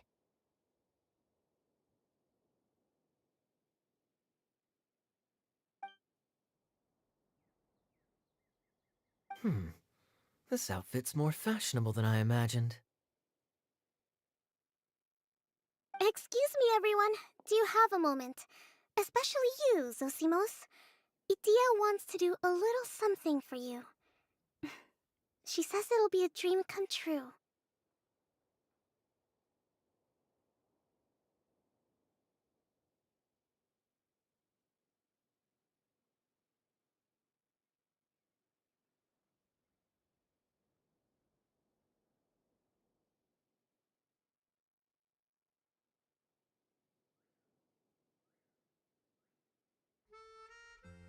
A dream come true? Yes. She said that as useless as she is, she wants to do something for you as the first person to have heard of your dream of being a director. Her words, not mine. I have to disagree, though. I have never thought of Idia as a useless person. How is this suddenly about me? If everybody is ready, then I'd like to invite tonight's male lead to take the stage. Ta-da!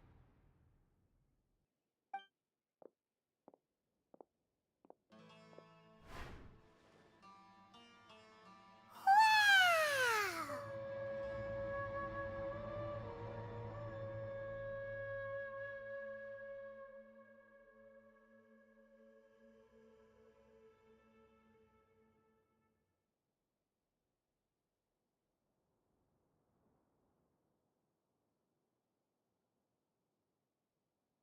Cool! Kaya's turned into the real Dagger Bandit!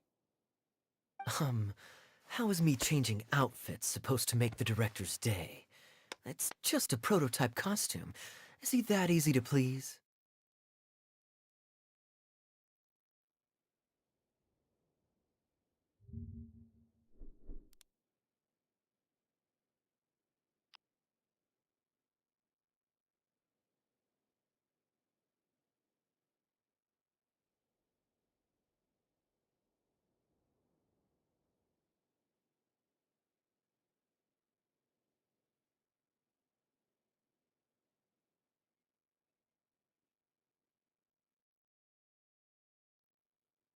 Don't be silly.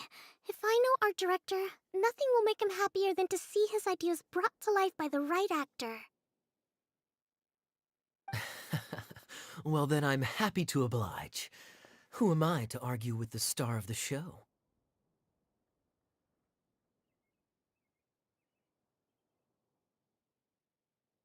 Zosimos drew up countless designs and made a few prototypes before landing on this one. It just needed some tailoring to fit properly, so I made a few stitches here and there.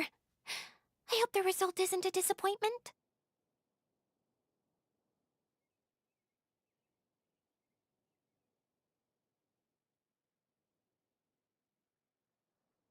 Oh, it's perfect. Idia. Oh, I'm so touched. Thank you all. You've made me happier than I ever thought I could be.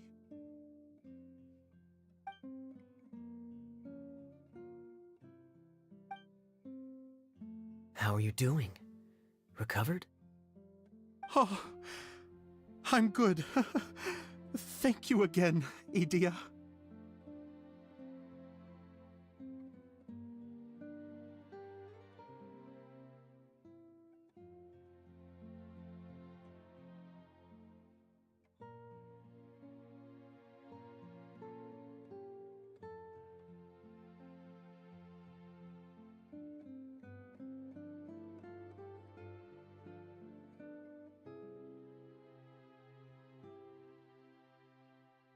Oh, please, don't mention it. Well, now that we have the final component, it's time to say goodbye for now. Let's head to the core of the Veluria Mirage and get this place fixed up.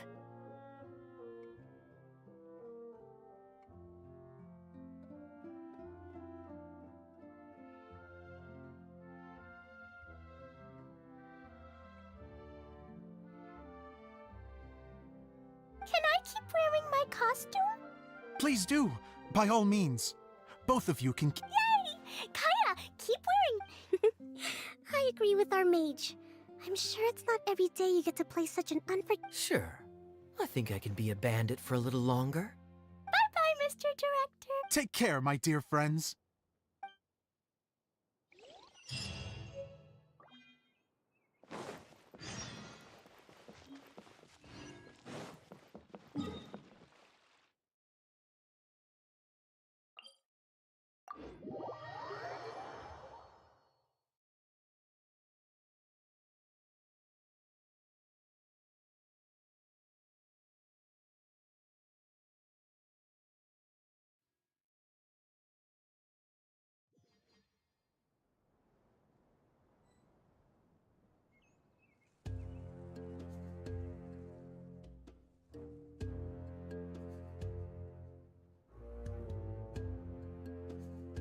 Don't we have a job to do?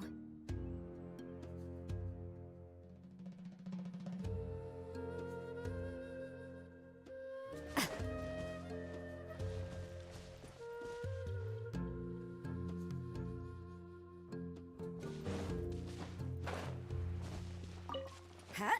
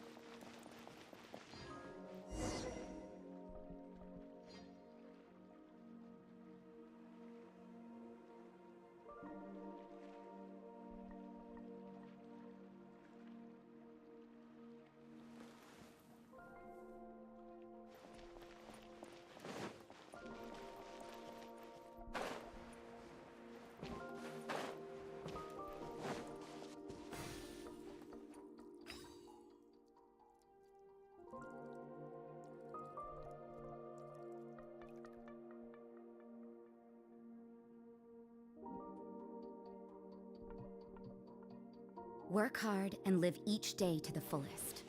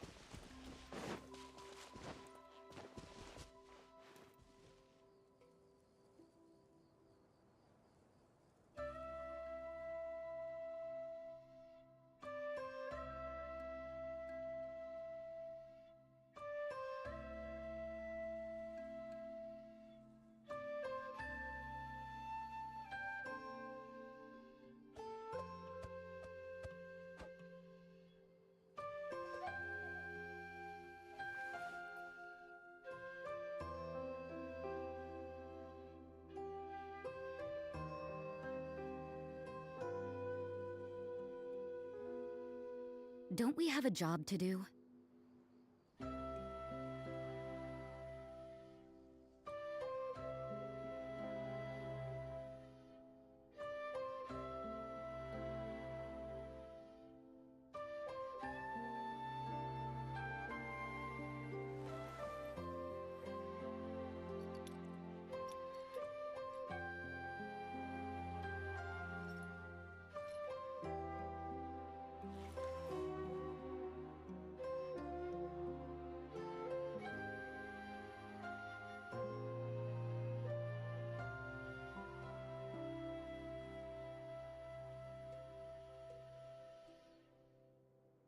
Work hard and live each day to the fullest.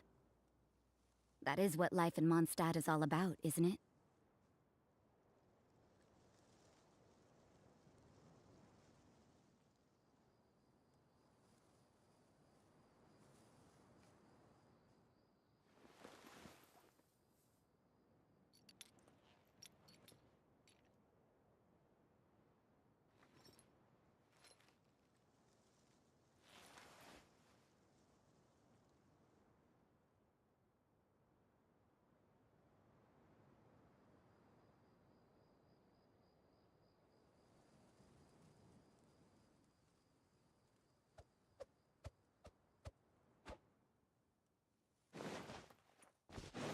Zip. Huh?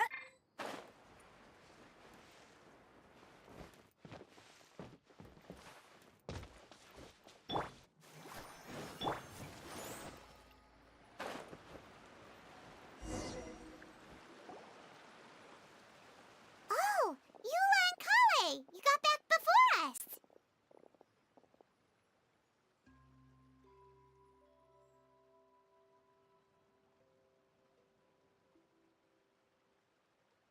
Yes. Idia had the water droplet send us a message just as the show was coming to an end, so we came back here to wait for you.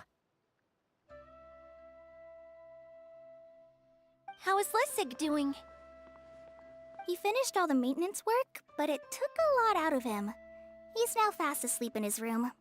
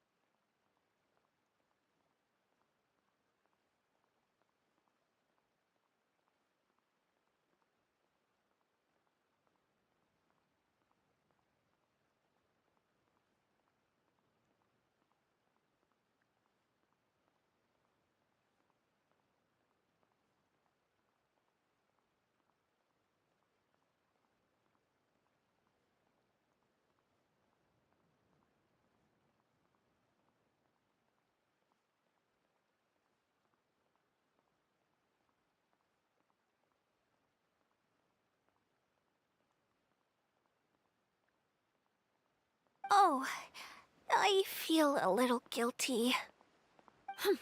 Consider it his atonement. It's only fair that he had to do something constructive before being able to sleep soundly. Seriously, don't waste your concern on him. If you say so. Okay, without further ado, let's go. Isn't this where we've... Correct! The core of the Valerian Mirage is the largest streaming projector of all. And this domain is one... Whoa, so everything we've seen is created by... So, to fix it, same process as usual, right? Exactly! It's hard to forget after doing it so many times. Let's get going. Yay! The hub consists of these components. All you need to do is place them onto the foundation in the right shape. The right shape? But we've never seen what it looks like. Oh, don't worry about it. Close enough will do. As long as it can spin, it'll be fine. Should be fine. I think. Sometimes you have no standards whatsoever. Negotiable, except over time.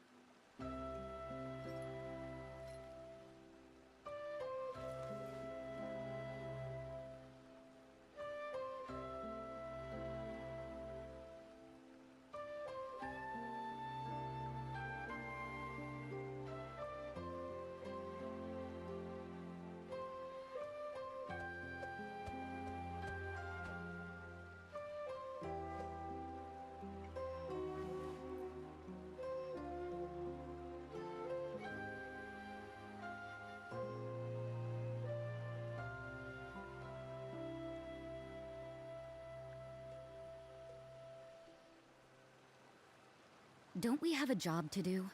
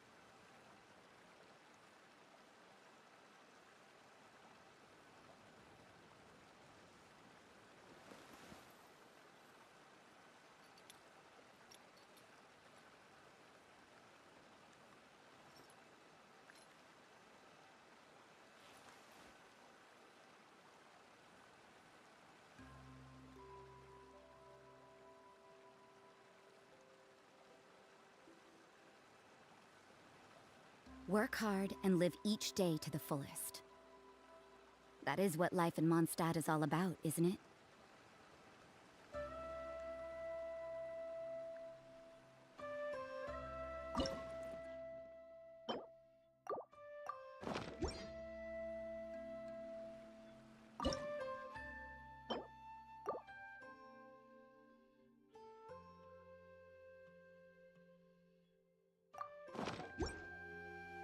Don't we have a job to do?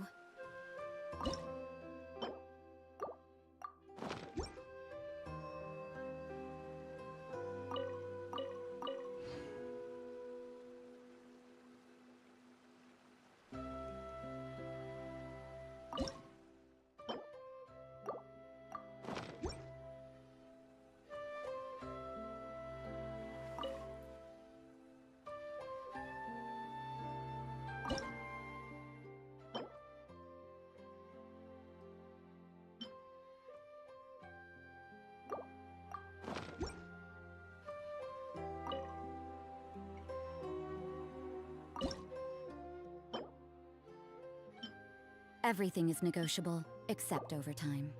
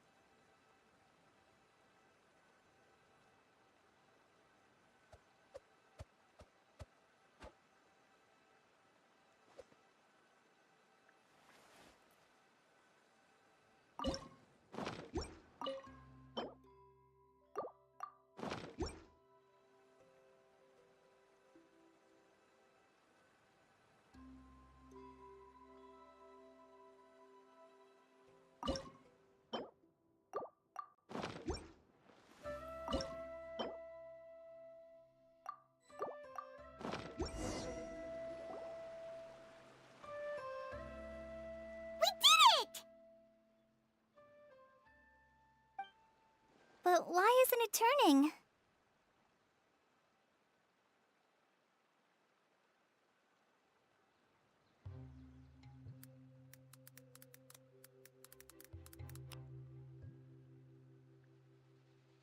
The components are back in the core, and the hub is restored to its proper shape again. That's all we needed to do. Like any wound, it just needs time to heal. It'll probably just start turning again one day in the middle of the night when no one's looking. Really? I thought that with your special abilities, you could get it turning again right away. What? Huh? All of us are dying to see it. Not just how the domain looks when it's fixed, but also Idea. I want to see Idea using her magic powers too! What are you guys talking about? And how is They're referring to our mascot's true form. As I've said all along, there's much more to Idea than she gives herself credit for.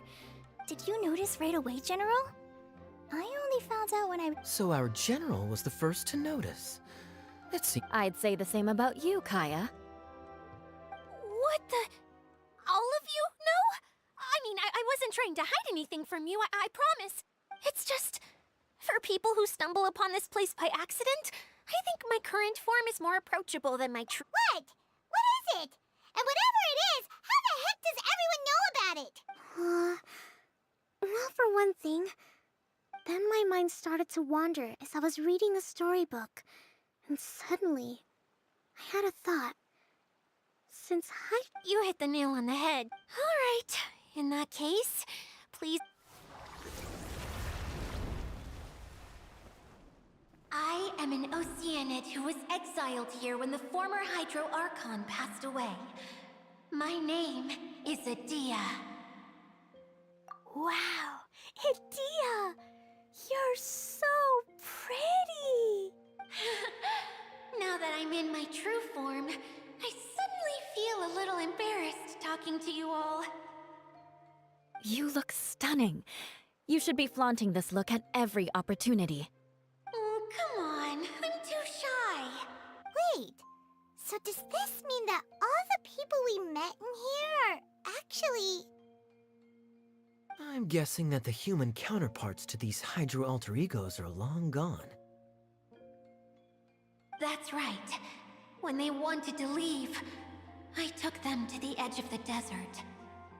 The components are, in fact, gifts that they gave to me before they left. But I'm always curious about what brings people here, so I used the streaming projector to bring their wishes to life. the power to grant wishes, but only within the confines of the bottle. Exactly. It's a truly extraordinary light. I've just realized something. When the components fell from the core, it appeared as if they had returned to their respective owners. But actually, it was after the components landed where they did that their owners and the things associated with them arose around them to form the different zones. So now that the components have been retrieved, does that mean that all those things are gone? Don't worry, they'll be quite safe. As long as I remember them, they'll never disappear.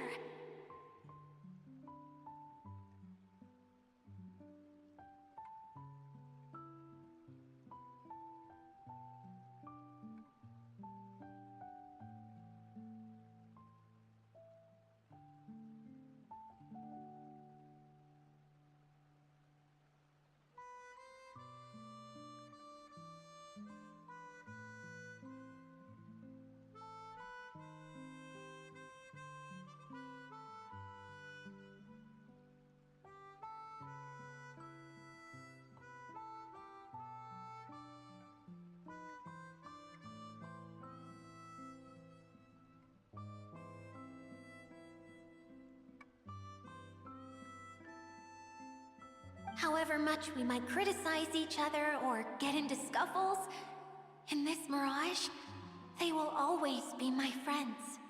I had so much fun in the choo-choo cart and hanging out with Mr. Director. I'll never forget them either. Me neither.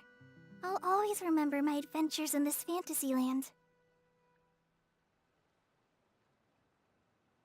Very good.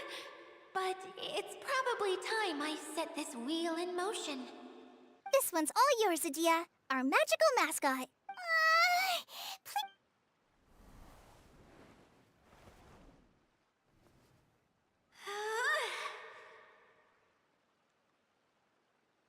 Huh?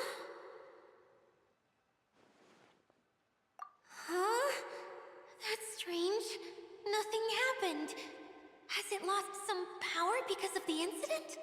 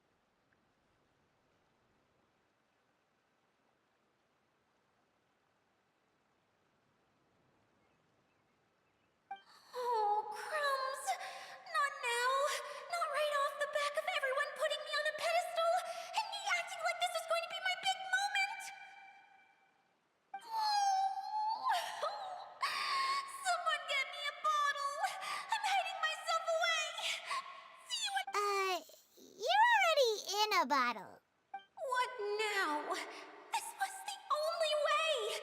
Now I'll never be able to show you how the Valurian Mirage is supposed to look. Hold on. I have an idea. Yes, General Sangonomiya? I'm all ears! If it's okay with you, would you let me borrow the Shinro casket from the domain's core? Ah, the Shinro casket. That sounds familiar. 1 second. Here. Is this it? Wow! A huge shell! It's the relic that Kokomi mentioned earlier! So this is where it's been hiding! It was once a ritual vessel used for making offerings in the Moon Shrine. It's made from the remains of a yokai called the Shinkiro, and it can listen to the wishes of those who come to pray to build up Shinki, which gives it its power.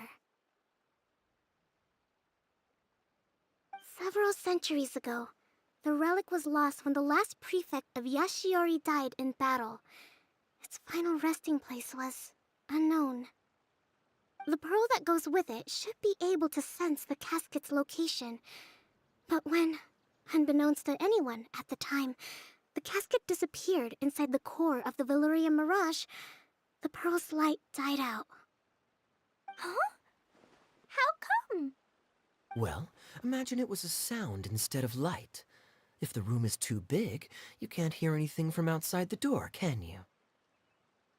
Oh, I get it now. The shell must have been having too much fun one day and got locked in the solitary confinement room. I understand now, too. The core has been wearing out recently. That's why you were able to follow the pearl all the way here.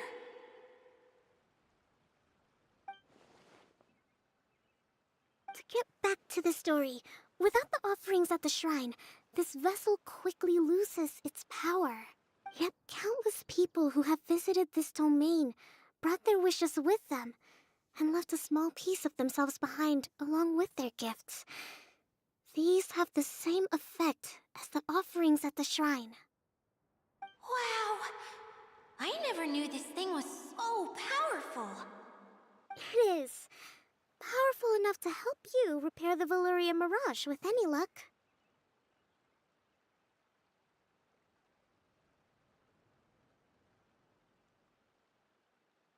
But what do I do with it? It's simple. We just need to awaken it by telling it what we wish for. For example, my name is Sangonomiya Kokomi, the divine priestess of Watatsumi Island. And my wish is to use my critical thinking and strategic planning skills to bring a little more joy into the lives of my fellow Watatsumi Islanders, as well as the lives of everyone I cherish. Itia, what do you wish for? Me? My wish is that all those who have sojourned to the Valurian Mirage in the past will achieve what they truly wish for. Not just in this domain, but out there, too.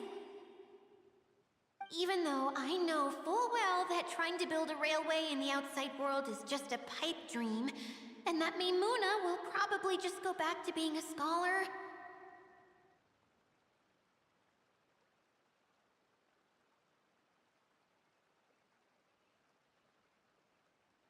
And I know that Zosimos has a lot of improving to do as a playwright. It's going to be tough for him back in Fontaine. Chasing your dreams is hard work.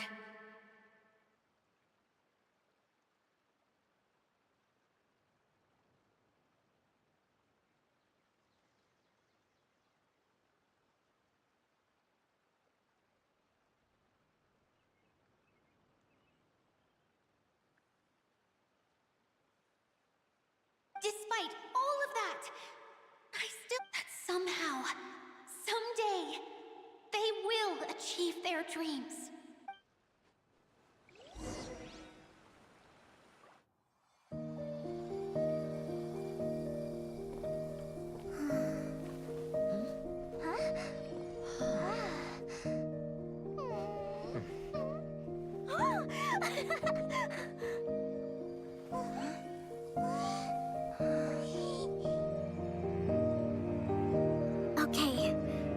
divine power of our hopes and dreams is at your disposal.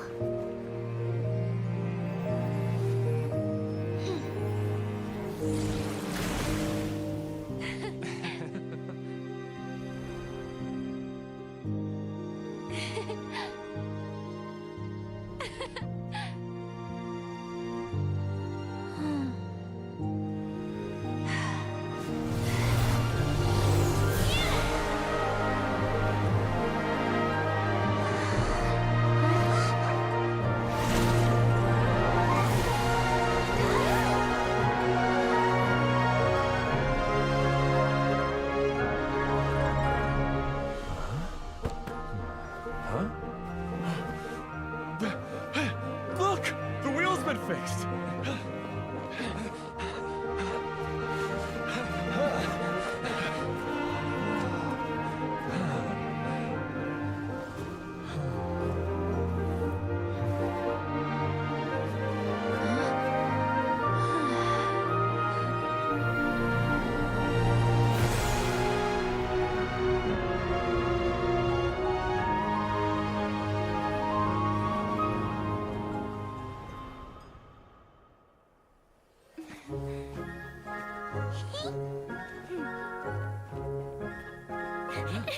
Come on, hurry!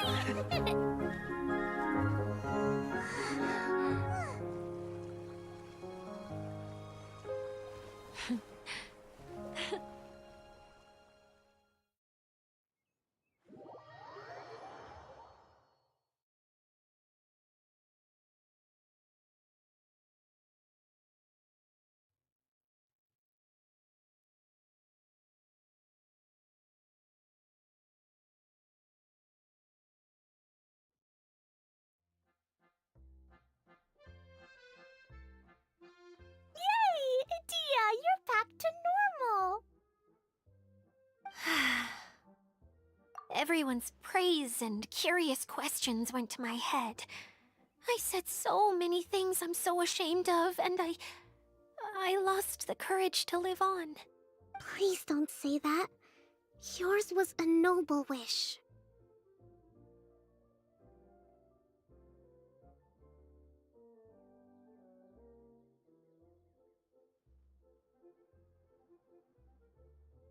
Yeah, and you weren't granting wishes for yourself.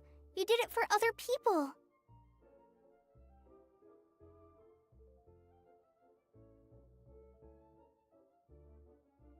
I have friends like that too. Other people's hopes and dreams are what motivate them. They'll work tirelessly just to see them smile.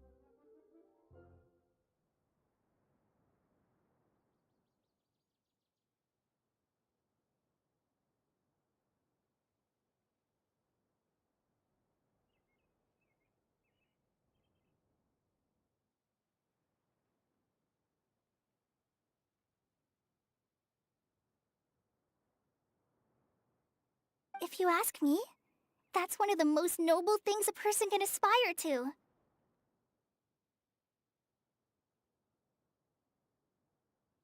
Please, no more praise. I'm really not comfortable with it. It makes me feel so ashamed.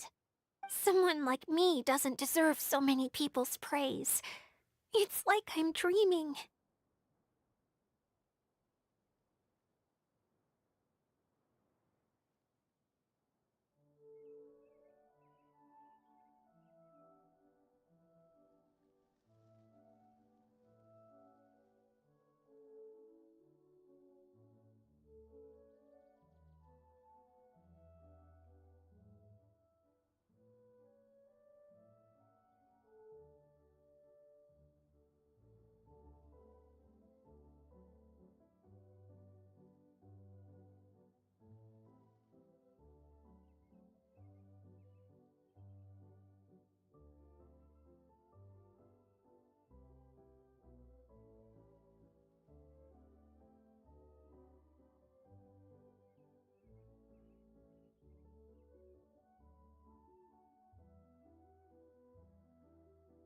Well, at least the domain is fixed now, and all the components are back in place.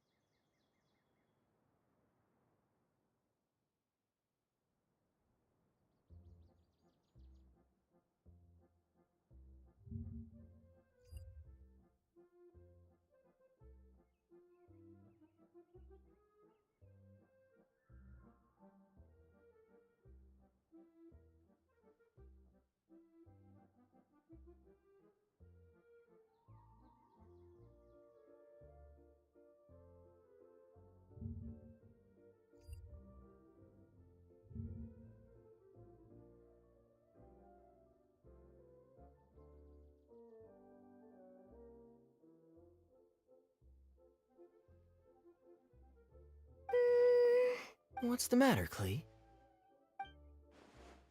I suddenly have loads and loads of more wishes. I want to ride the choo-choo cart again and look down from up. Is there a way to get up on top? There is a way, but there's only space for a very... That's okay. I can go up by myself. But it'd be more fun with Miss Honorary Knight.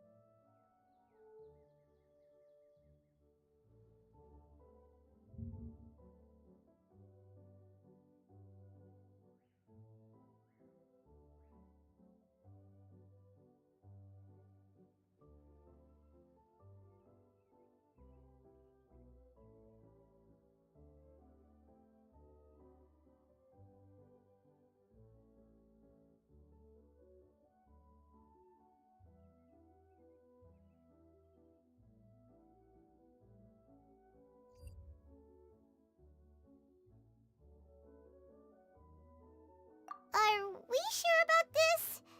It's so high. What happens if we fall off?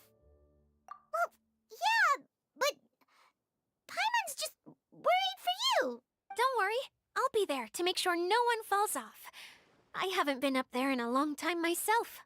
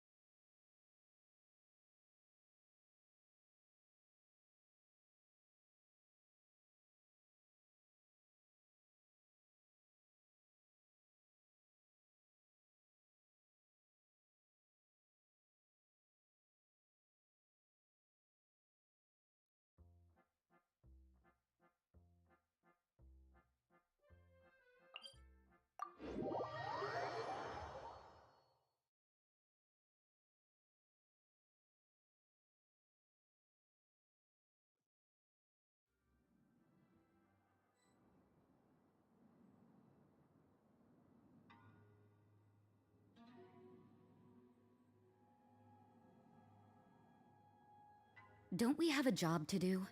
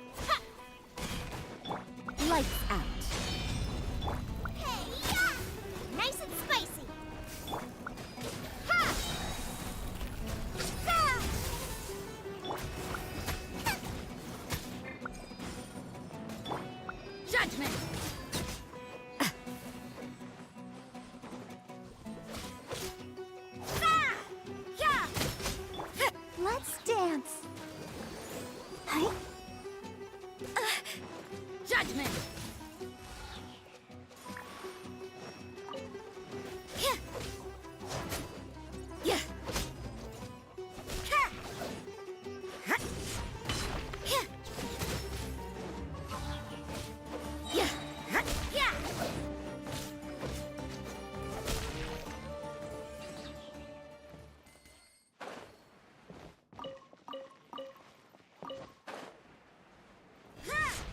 Punishment! Propagate!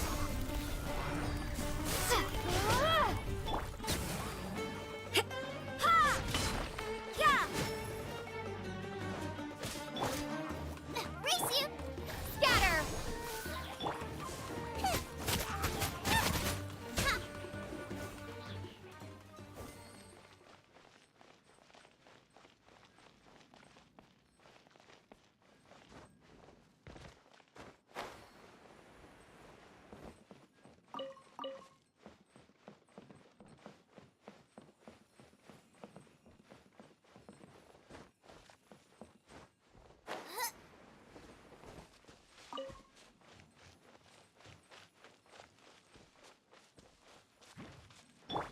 Judgment! Yeah, go, Barbara, go!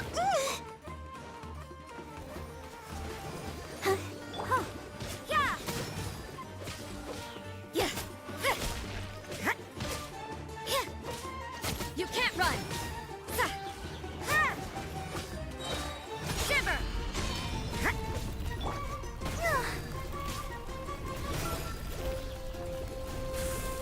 Yeah! Spring forth!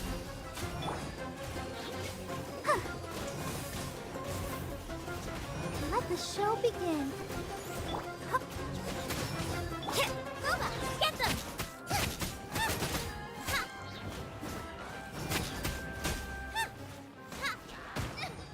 Help! We didn't eat this!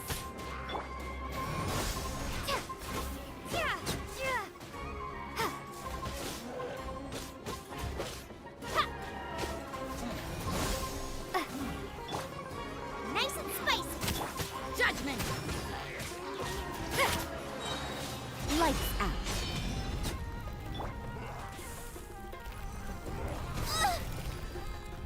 Out the frying pan, into the...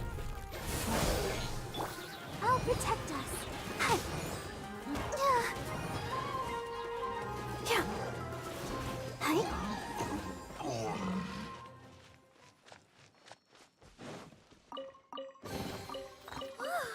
Look at it sparkle.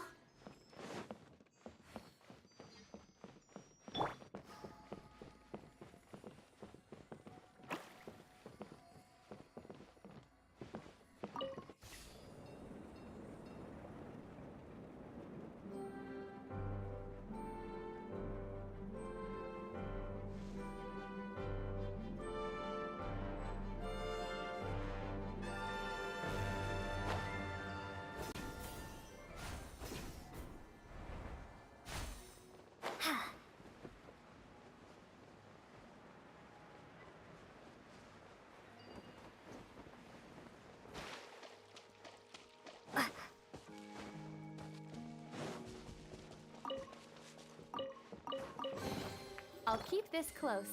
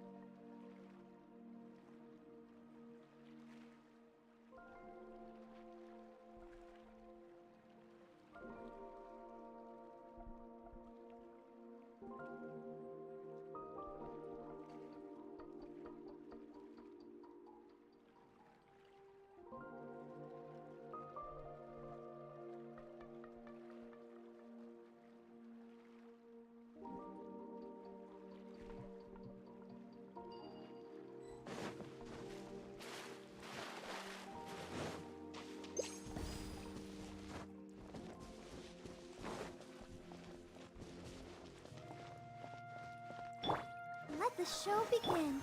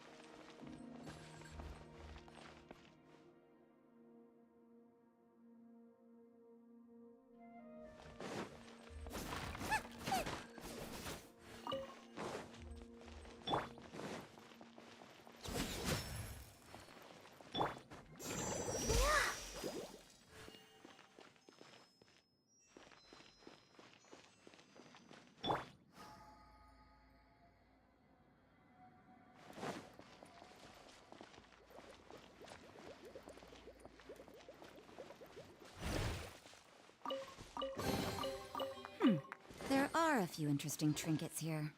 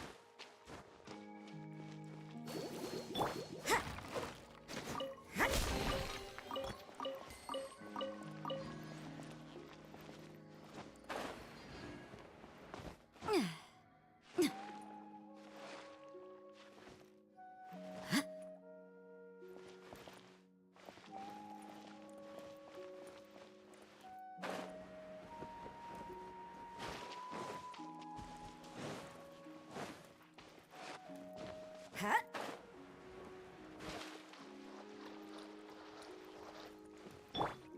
Boba, get them! Ha!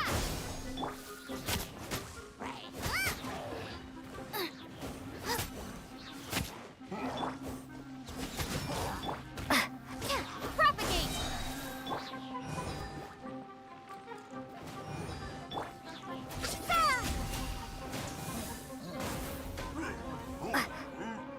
Judgment!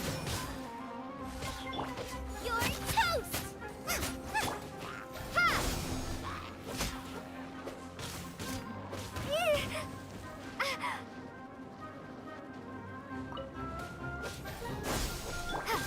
Yeah! Shiver!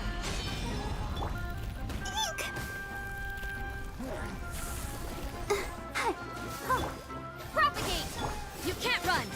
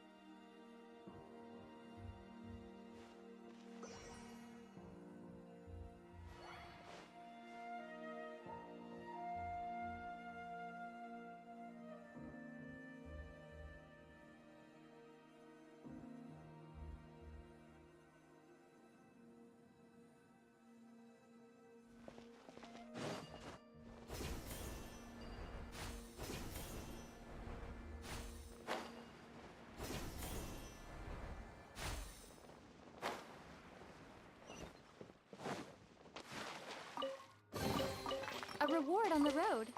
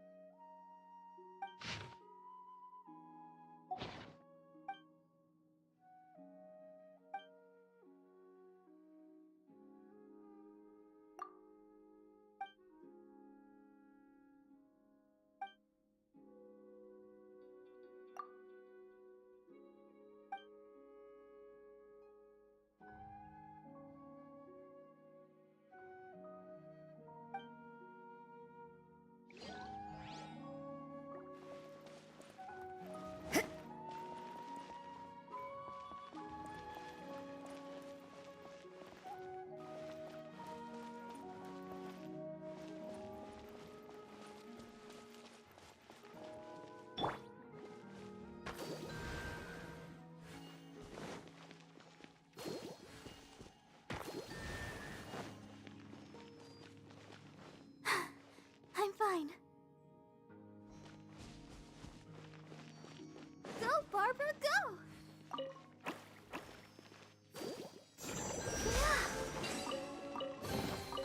Whoa, look at it sparkle.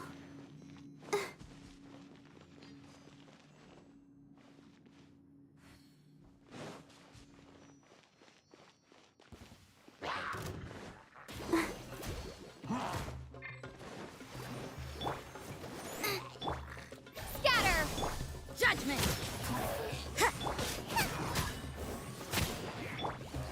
Exterminate!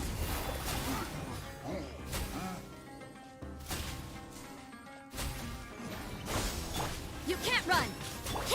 Out of the frying pan, into the fire!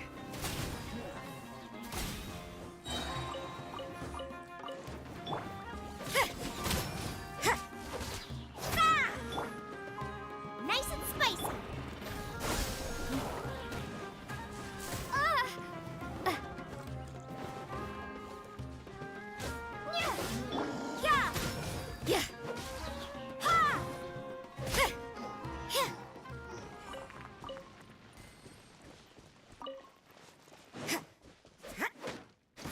You can't run! Eat this! Punishment!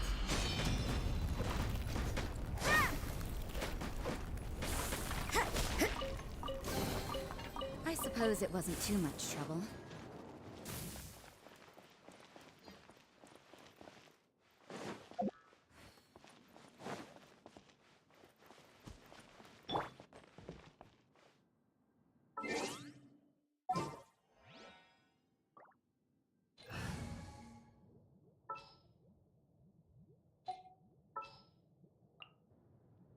Outrider Amber, reporting.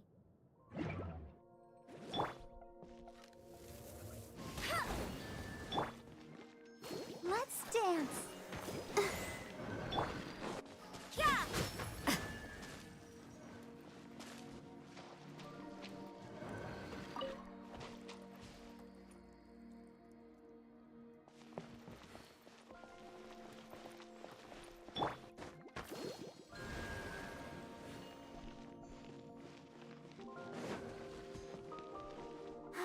Keep going. You can't run!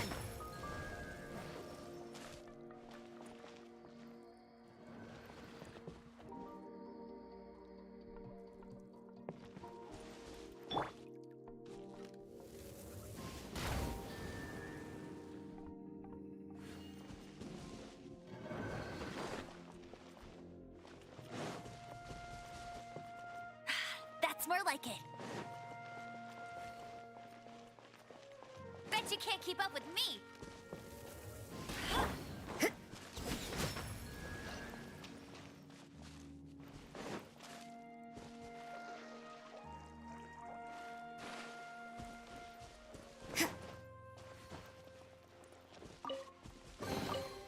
That felt, pretty good.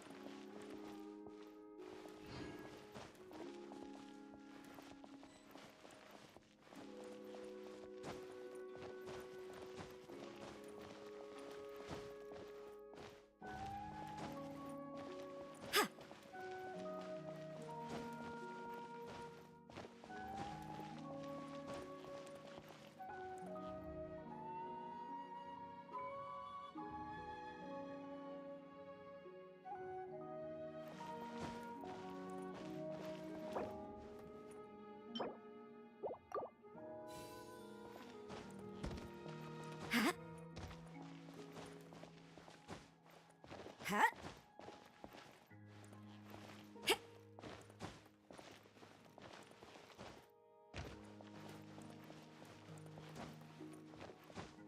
Zip.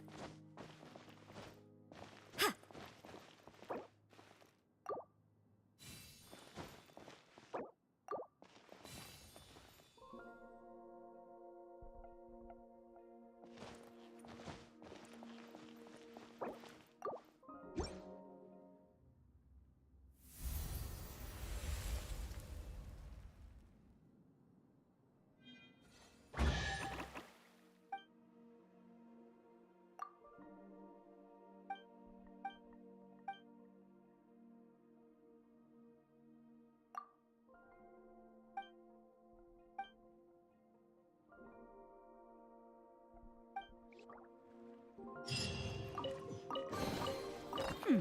There are a few interesting trinkets here.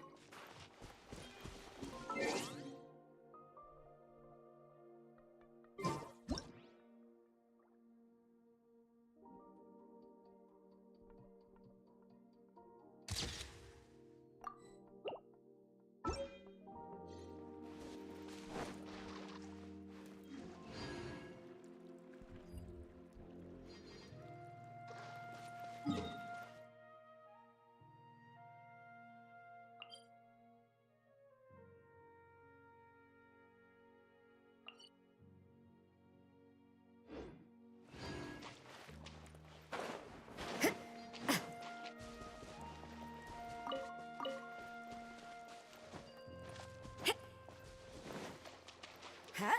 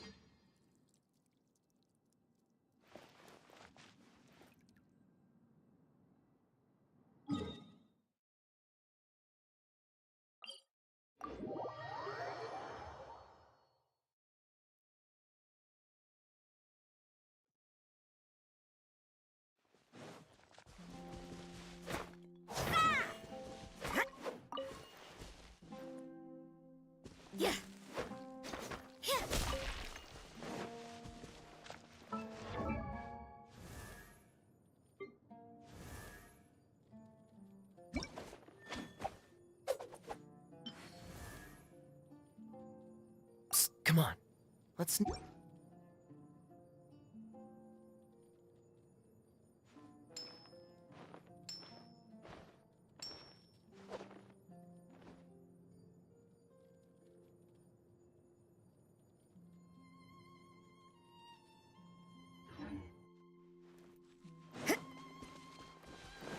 Judgment!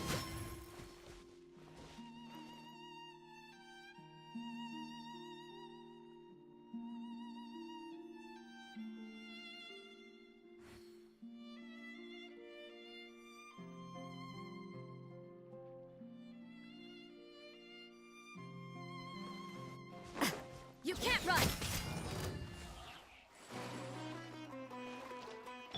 Get him! Huh. Huh. Yeah. Oh, hi.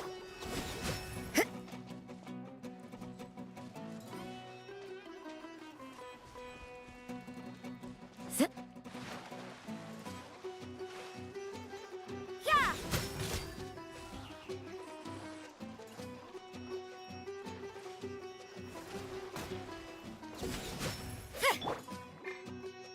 Booba, get them!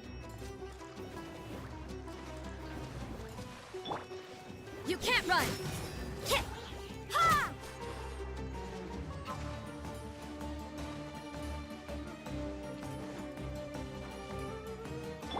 Ready, steady, go!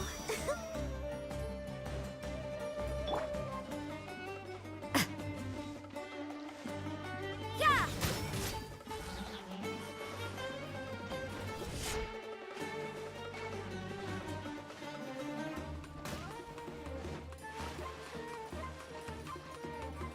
You can't run!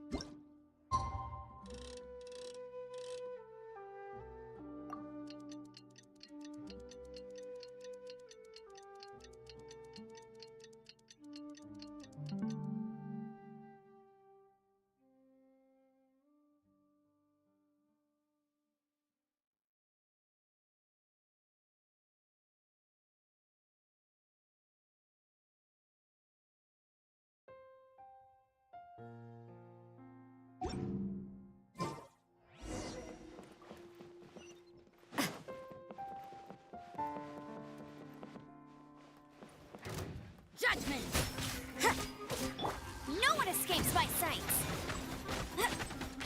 Huh. I'll race you there! Huh. Huh. Huh.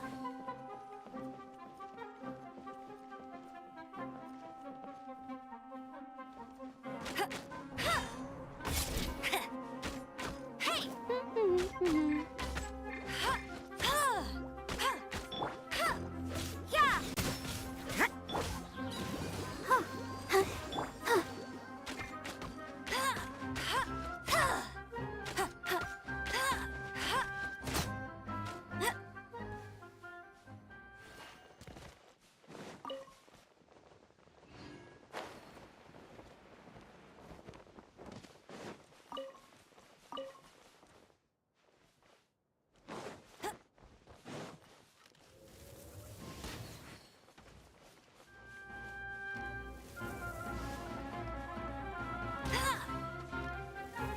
Huh.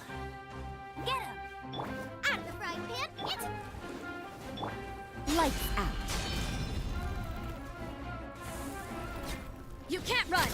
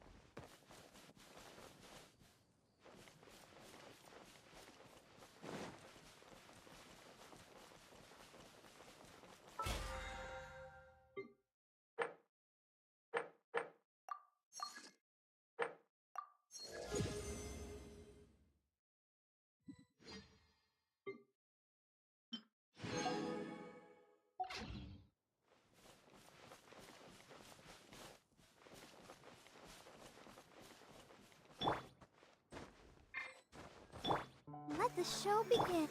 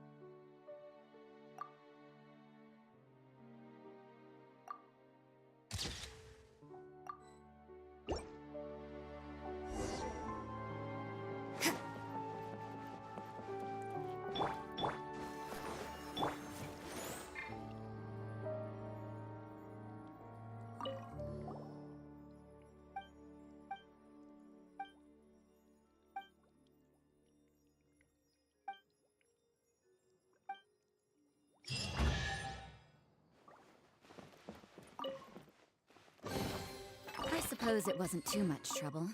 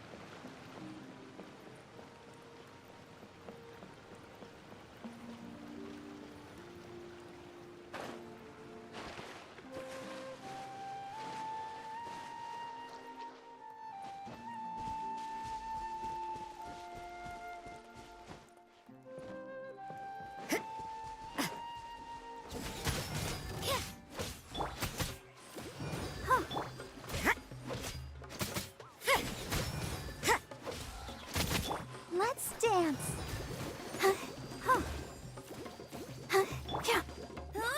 Go, go, Barret! Yeah! Yeah! You can't run!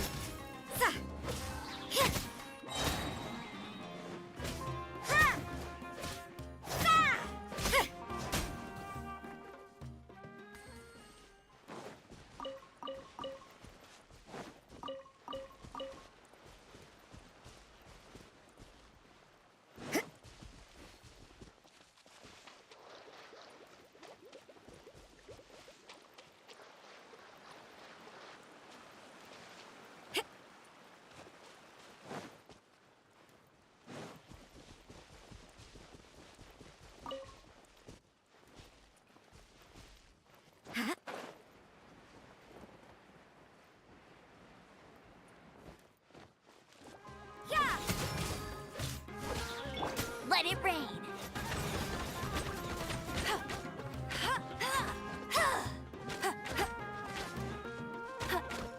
Punishment! Judgment! Yeah!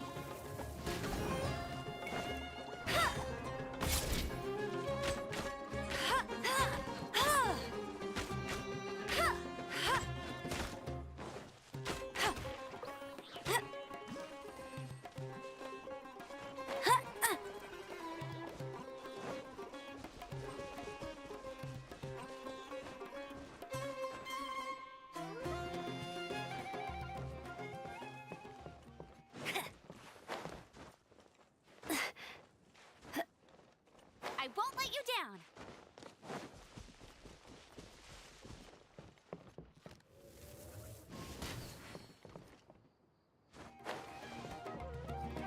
Get ready! I won't let you down!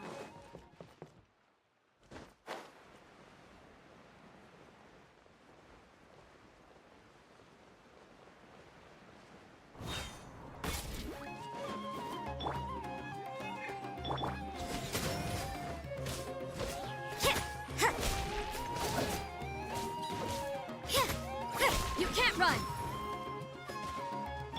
You're toast!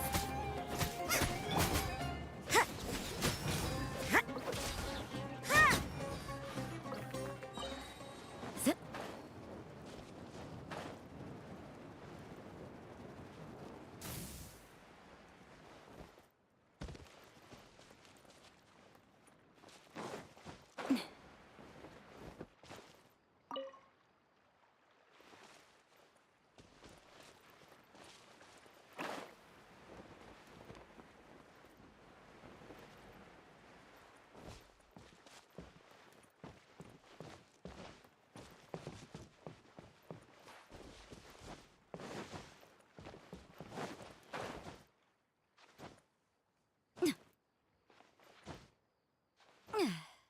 Yeah.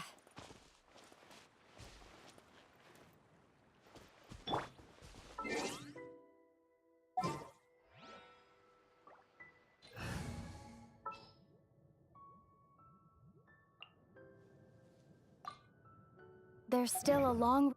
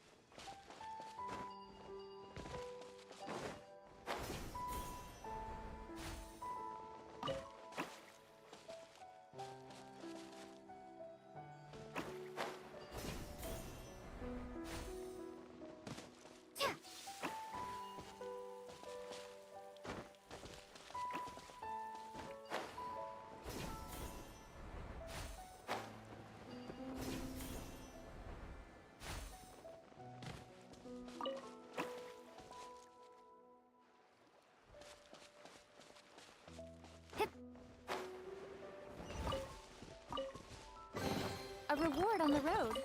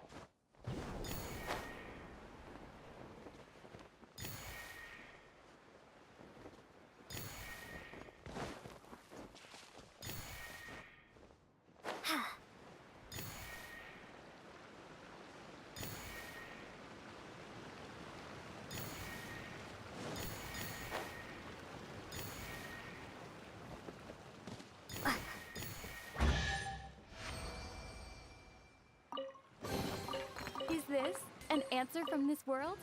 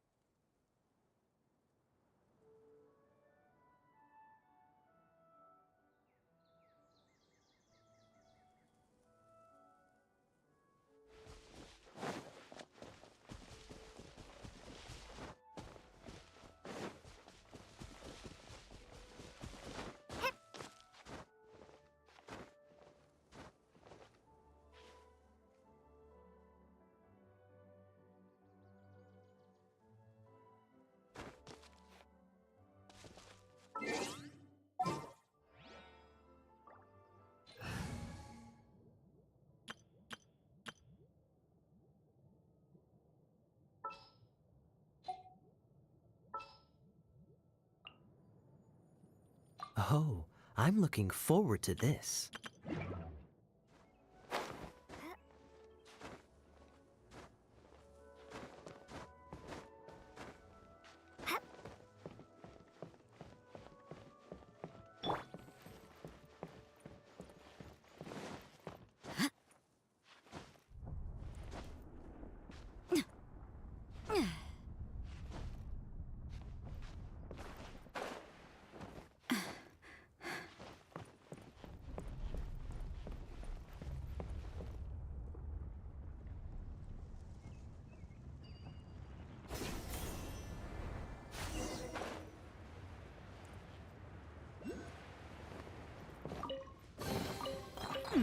There are a few interesting trinkets here.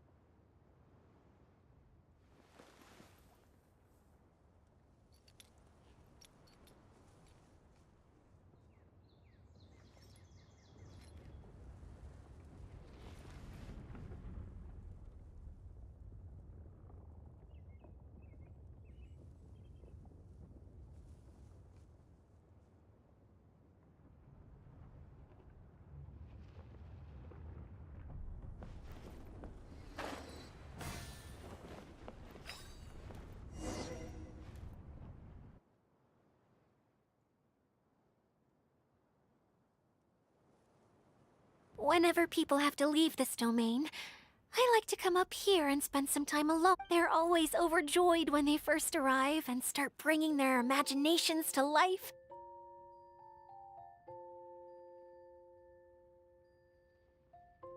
But once they realize that they can't take anything home with them, they get upset.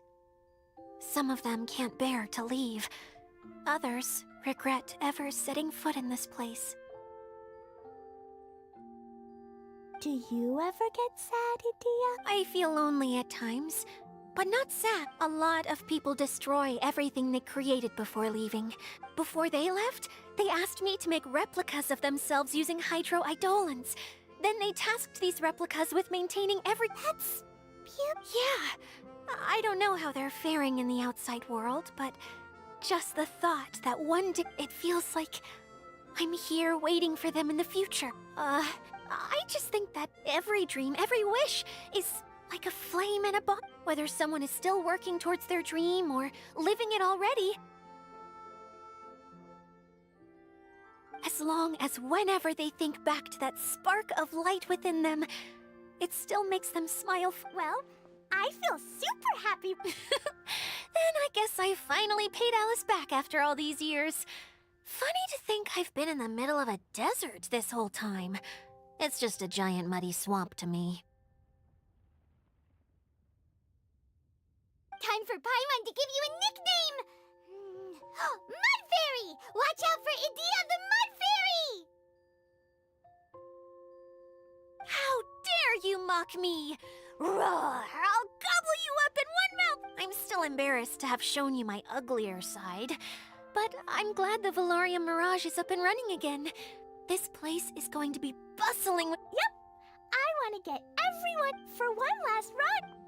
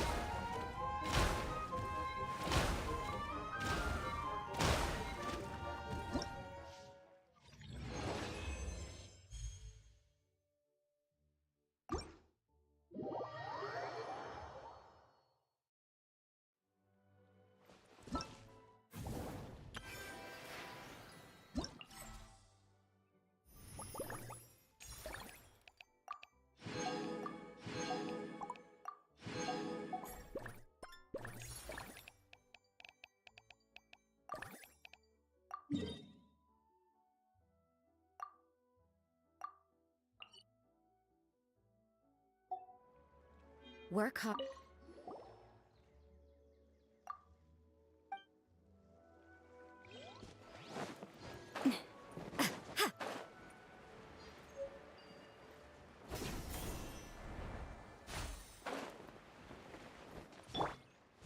Nice and spicy.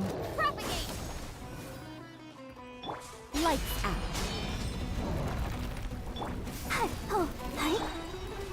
Scatter.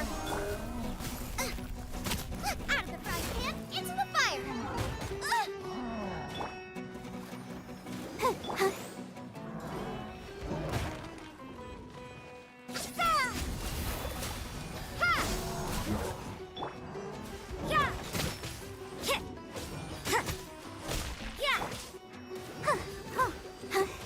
Yeah! Boba, get them! That really hurt!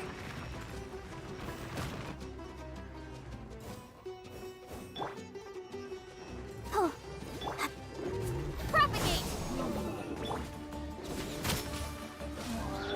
Nice and spicy! Shiver! You can't run!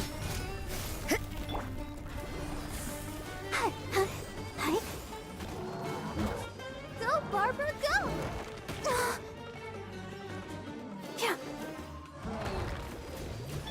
Out of the frying pan! Scatter!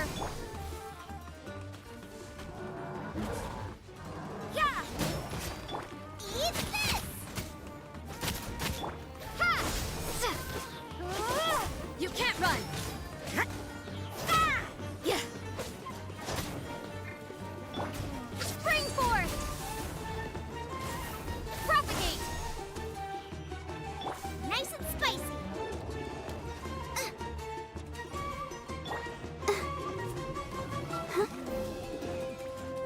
Let the show begin. Lights out.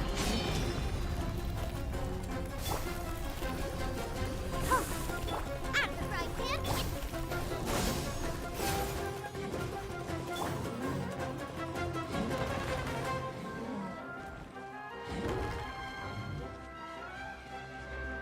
Nice and spicy! Scatter!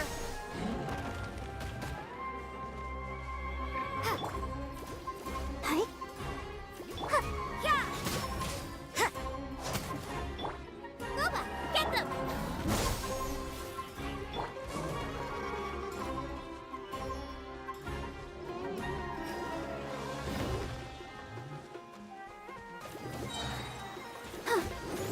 Come on, we can do it. Judgment! Nice and spicy! Ha!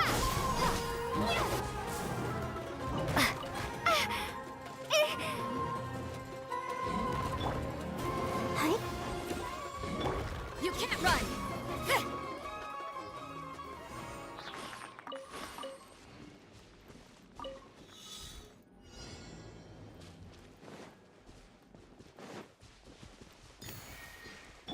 Let's dance.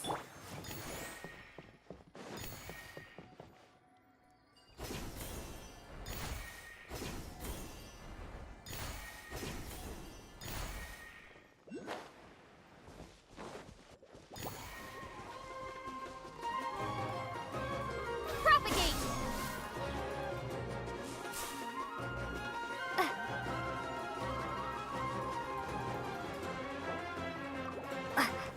Out of the frying pan, it's ha!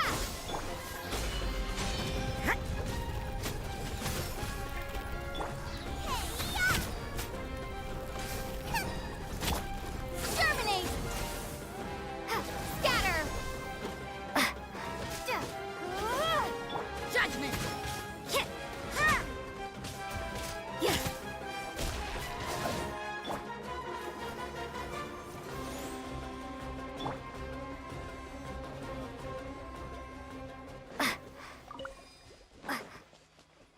Propagate!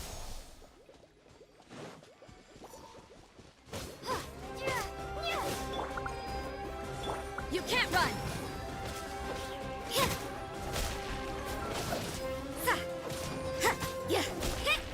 Judgment! Nice and spicy!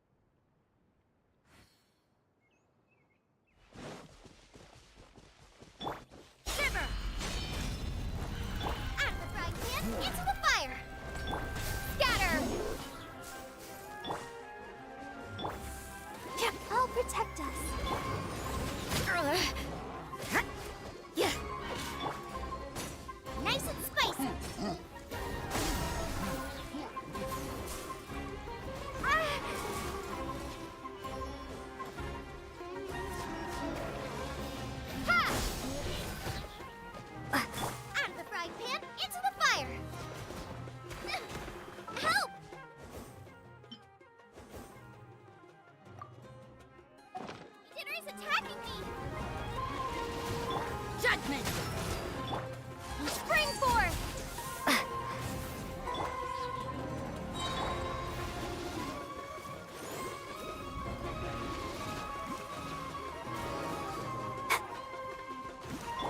You're toast! Boba, get them! Propagate! You can't run! Ha! Punishment! Ready, steady, go!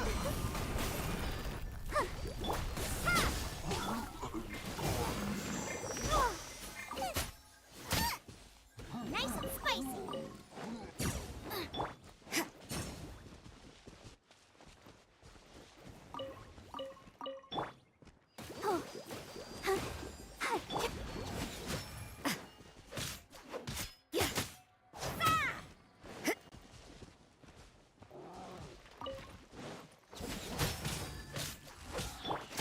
Scatter! Out of the frying pan.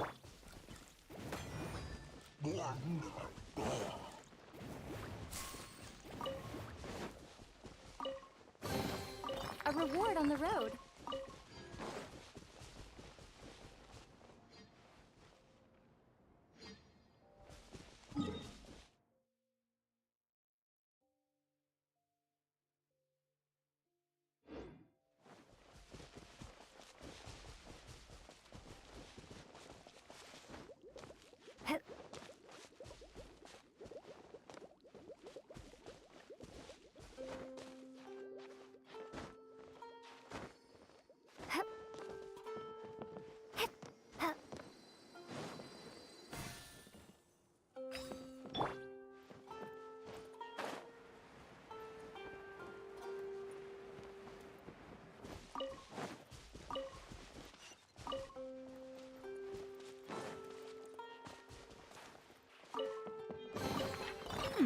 There are a few interesting trinkets here.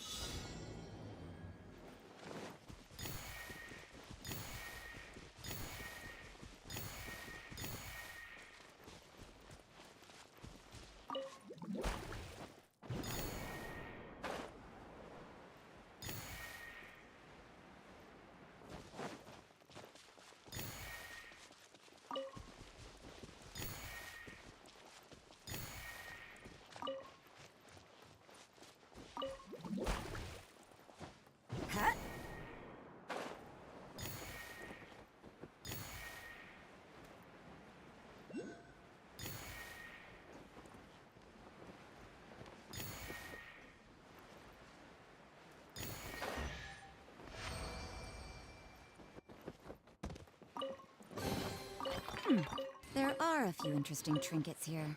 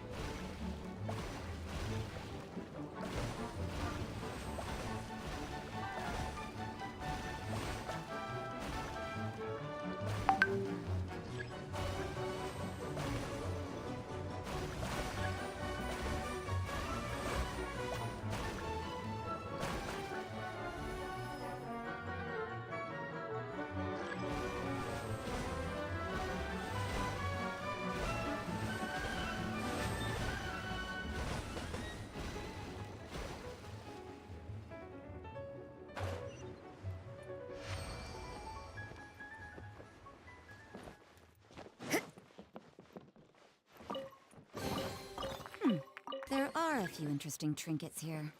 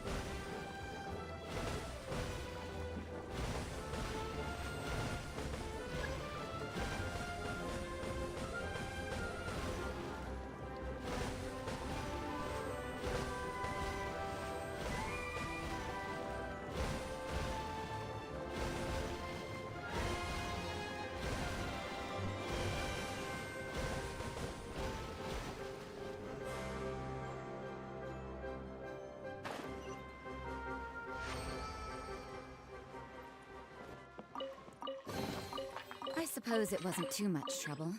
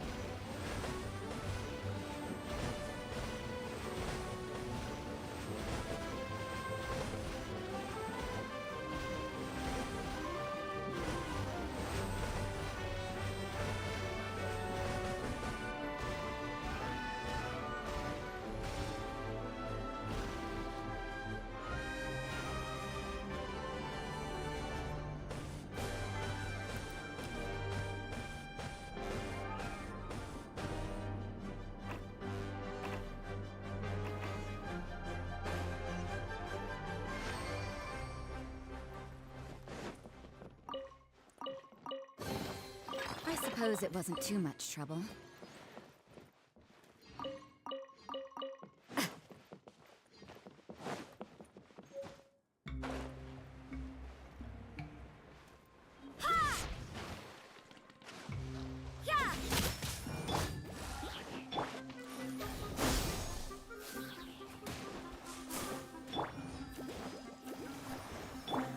You can't run! Yeah!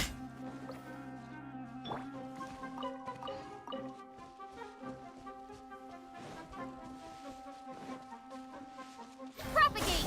Boba, get them! Judgment! Looks like overtime today.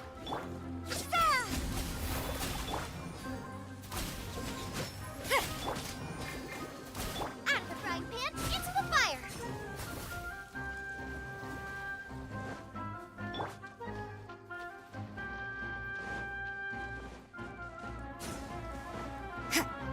You can't run!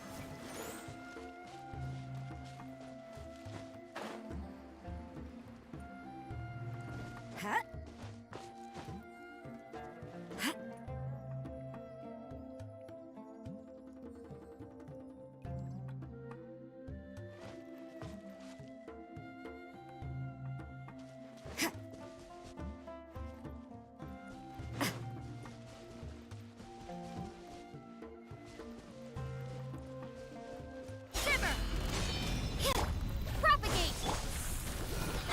Nice and spicy! Yeah!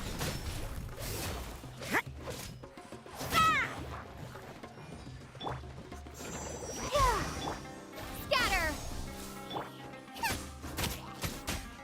Boba, get them!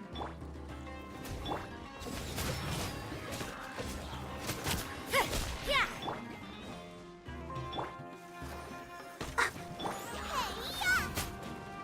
Nice and spicy! Ha!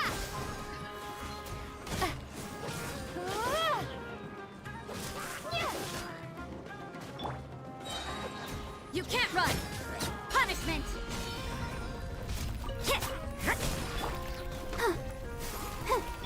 Out of the frying pan, into the... Judgment!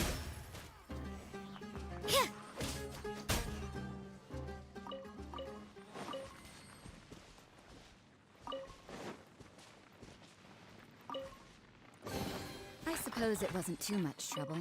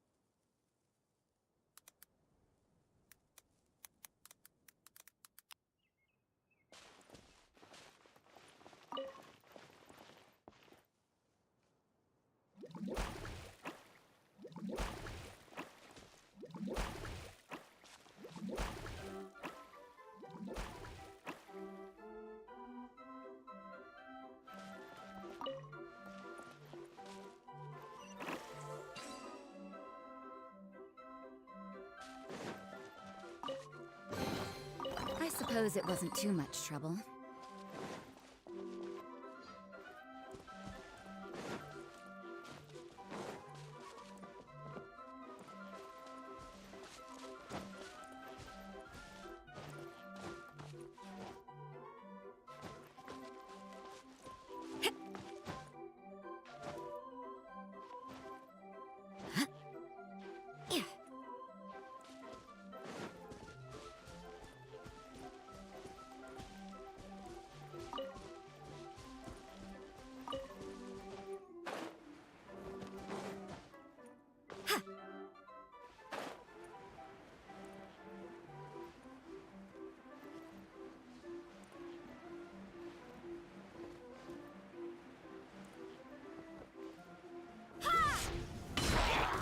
Eat this! Out of the frying pan, into propagate!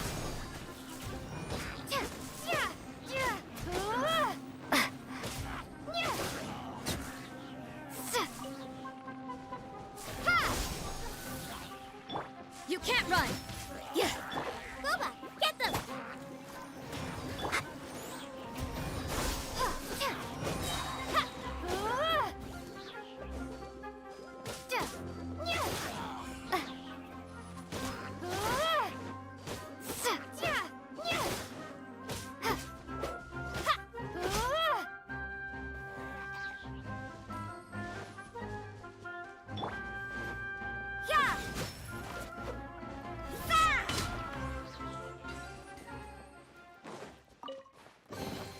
I suppose it wasn't too much trouble.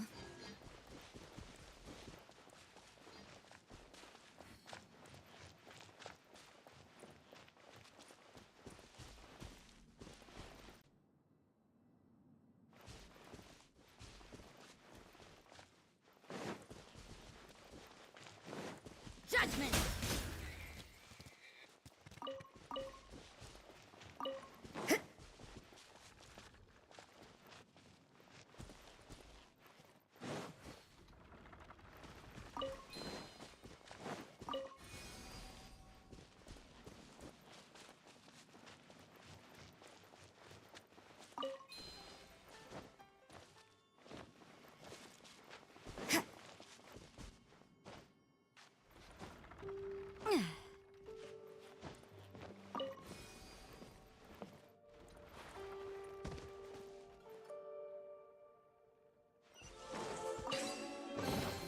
I suppose it wasn't too much trouble.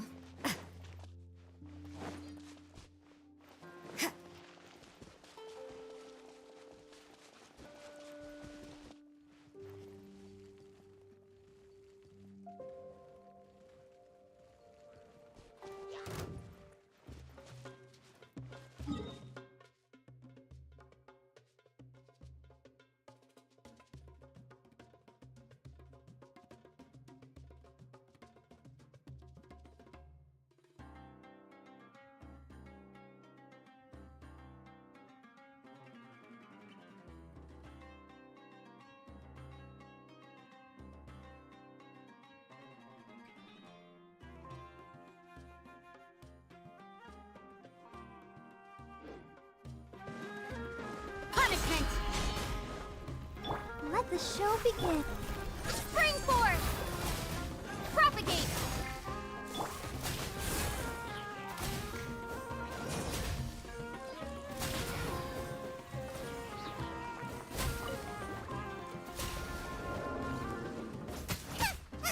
You can't run! What a nuisance!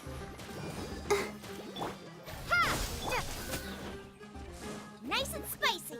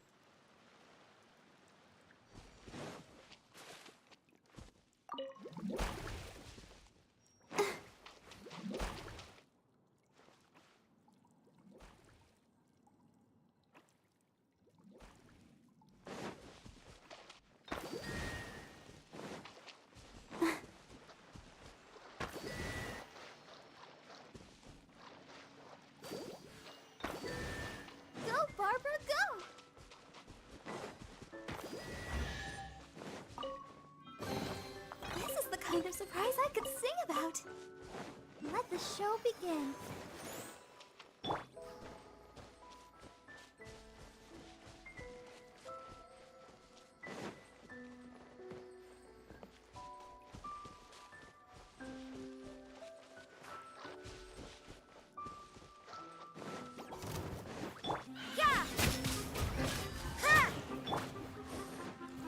Scatter!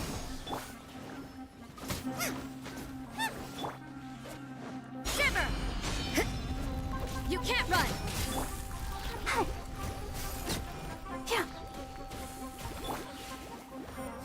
Judgment! Yeah!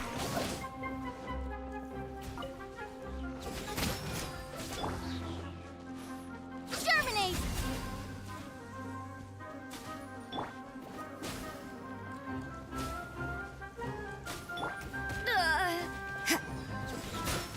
Yeah! Let's dance. Yeah! Yeah! Yeah! Punishment! Judgment!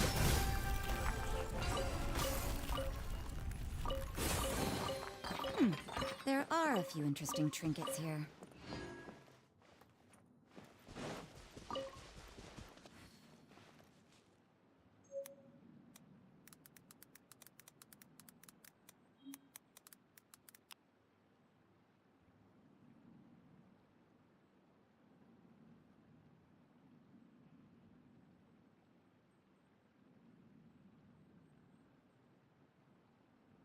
Everything is negotiable, except overtime.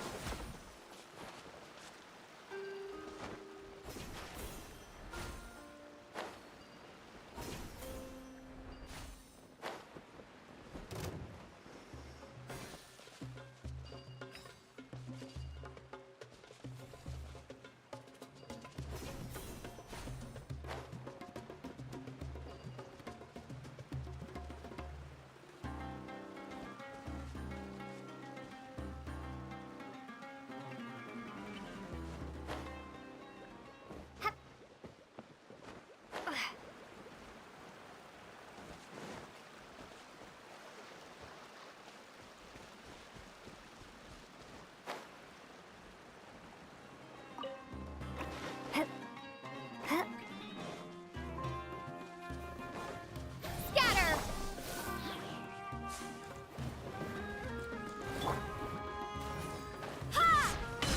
You can't run! Let the show begin. Propagate!